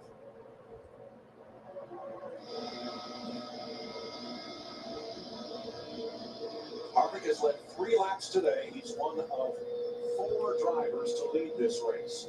Kurt Busch has led 54 laps. That's the most of anyone. And it's only the second race of Daytona that Busch has led, even though he has 2 second-place finishes in the 500. He's only led once before tonight. You know, one car that actually ended up in a pretty good start spot, 99 car for Roush Fenway, Carl Edwards. He's sitting right now in the 6th spot. I talked with Carl last night. And Darrell, you talked about Tony Stewart's 20 car earlier, deciding to come down here, probably before downforce. That's kind of the direction that Bob Osborne and his crew, Ethan Carl Evans, came down here, and they have hurt Steve all during testing, all during qualifying. And Carl wasn't totally happy. Oh, The yeah. car drove in a big tag, but he felt like the car was going to handle well. I think especially Krista in the configurations in now, just up there kind of in single file. Well, Larry, we are on the same page. I spoke with Jack Roush, and he said that Carl has a car that has more downforce than others. They think you're going to be in good shape with that. Good shape would be they're currently running in the top 10. You know, that's a much better outing that Carl had at this race last year when he only completed 78 laps and finished last. He finished. This is what a steak fry is supposed to look like. They have these like other ones that they, you know, that are like crispy and good. But if I'm thinking steak fry, it's like it's gotta look like that. And I gotta have a bunch of sauce and stuff. It's gotta have flavors, right? Your boy's coming through with the pictures. I tell you, you got to shave for it. He's got to look good, man. There's no excuse for not looking good. I tell you, a guy that's not happy though, that's that dude in the 24 car. When they went into third turn there just a second ago, lap before, he had cars going. Yeah, it's cool. I can't wait for people to get stuff. You know, I got a couple things I'm trying to get things situated first, and you know, I'm definitely going to try to get some Julio stuff for myself and Chase because I know that's going to go up, and that'll be a cool thing for me to collect and be into all Julio Rodriguez stuff and all Chase Elliott stuff. So it'll be fun to see that journey blossom. But seriously, though, like, you know, there's no other stream like this that is, you know, even if I was just going to not even listen to the fans and just do whatever I wanted, that still would be something that, you know, you'd be like, okay, well, I still like looking at food pictures. I mean, I could do a whole stream just food. I mean, we can do it at some point, you know, if we feel like we're going to get more donos and get certain people to come that are food lovers, and we can just have like, you know, 50 to 100 people, and then we're just all doing food stuff like for an hour or 2 or 3. That'd be awesome.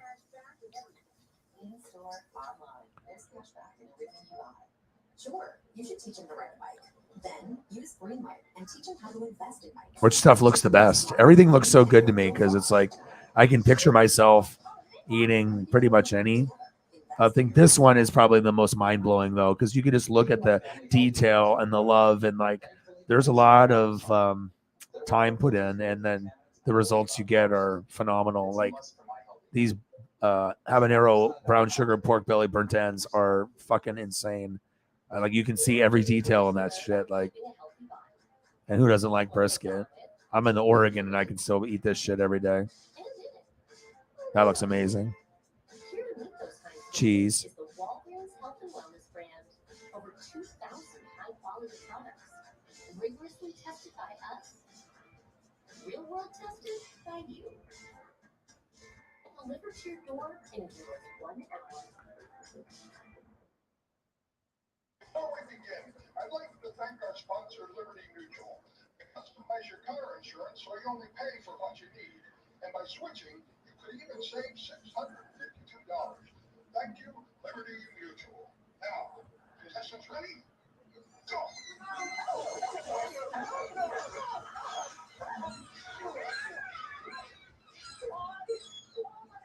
Only pay for what you need. Why pay over $100 a month for cable when it's half the cost for Fubo TV? Get all the channels you want with all the entertainment you love for the price that cable can't beat. Try free at FuboTV.com. Some 86 laps to go. The Daytona 500. You're watching NASCAR on Fox. Nice to have you along with us. A quick Fox race break. Just to recap, if you tuned in a little bit late, Wilson and David Gilliland led the first 18 laps. It was smooth sailing until the first caution came out in the 60 car. That's Boris said. Slipping, sliding, but saving.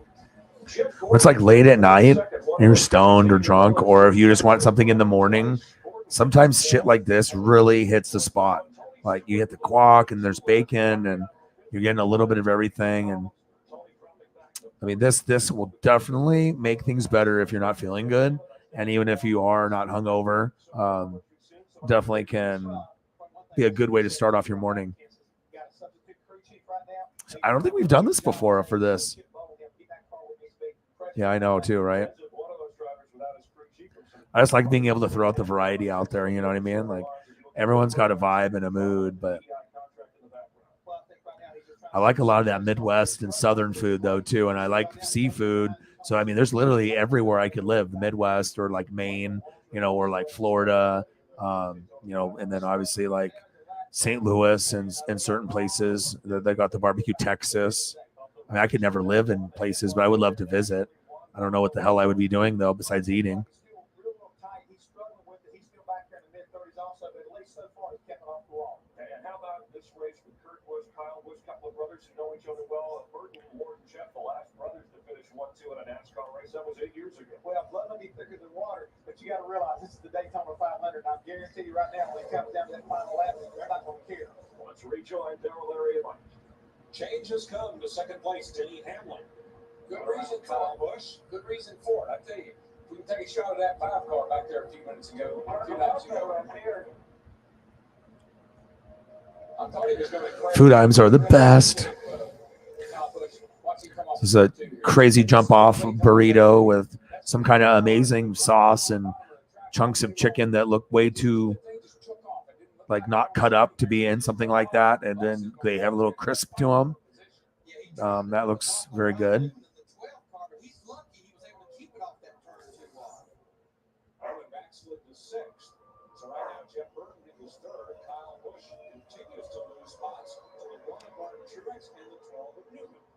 I tell you what, Chris and Jeff, they were talking about Dale Earnhardt Jr., but how about Dale Earnhardt Jr.'s teammate, Mark Truex Jr. in that one car? He looks like the deeper we get into this run, which we're not that far from pit stop, he's made his way into the top 5. There you see in the Bass Pro Shop car, up to the 4th position behind Jeff Burton. But that's how quickly the car will change on you here.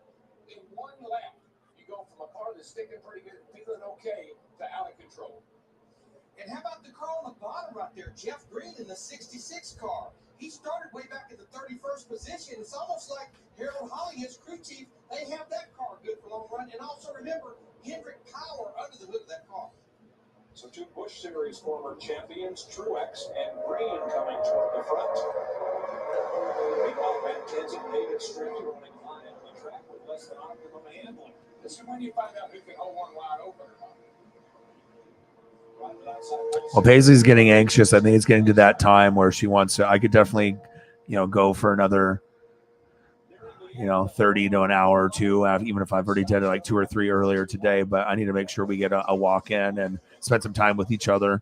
And like I said, we'll grind it out again. Some days you'll have high donos. Sometimes it'll be a little lower. Sometimes we'll have a lot of goats. Sometimes the goats will watch the replay. But either way, I always have fun, regardless if we're low end day or high end day. Good vibes, good food, good people, and pictures off the chain. Not going to find that anywhere on the internet. If you're looking to go to a stream, that's one thing. But if you're looking for an experience, that's what you get here at the NWSF. You get a fucking experience and a vibe. A good one too.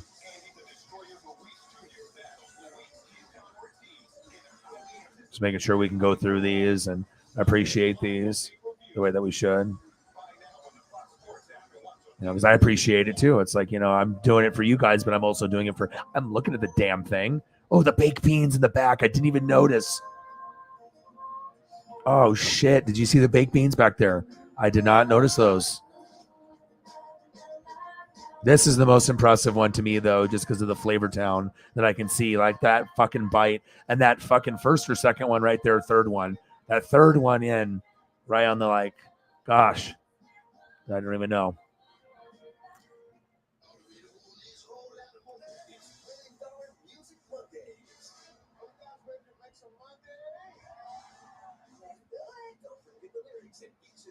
But I appreciate you guys, and like I said, I'm gonna try to spend some time with the Paisley pup.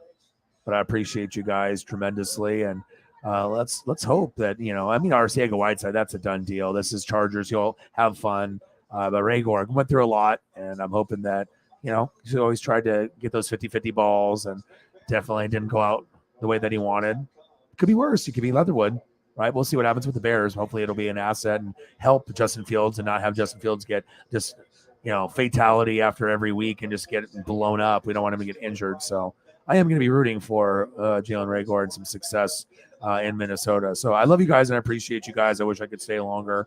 I will grind it out again tomorrow and we'll have a better day and we'll have more people. And I love you guys and appreciate you guys. Thank you for your support, all the donos. And I got one question for you. Well, you know, talk sports like us, your boy Ryan, Northwest Sports Fanatics. I love you. I appreciate you. I'll be back tomorrow. Gang.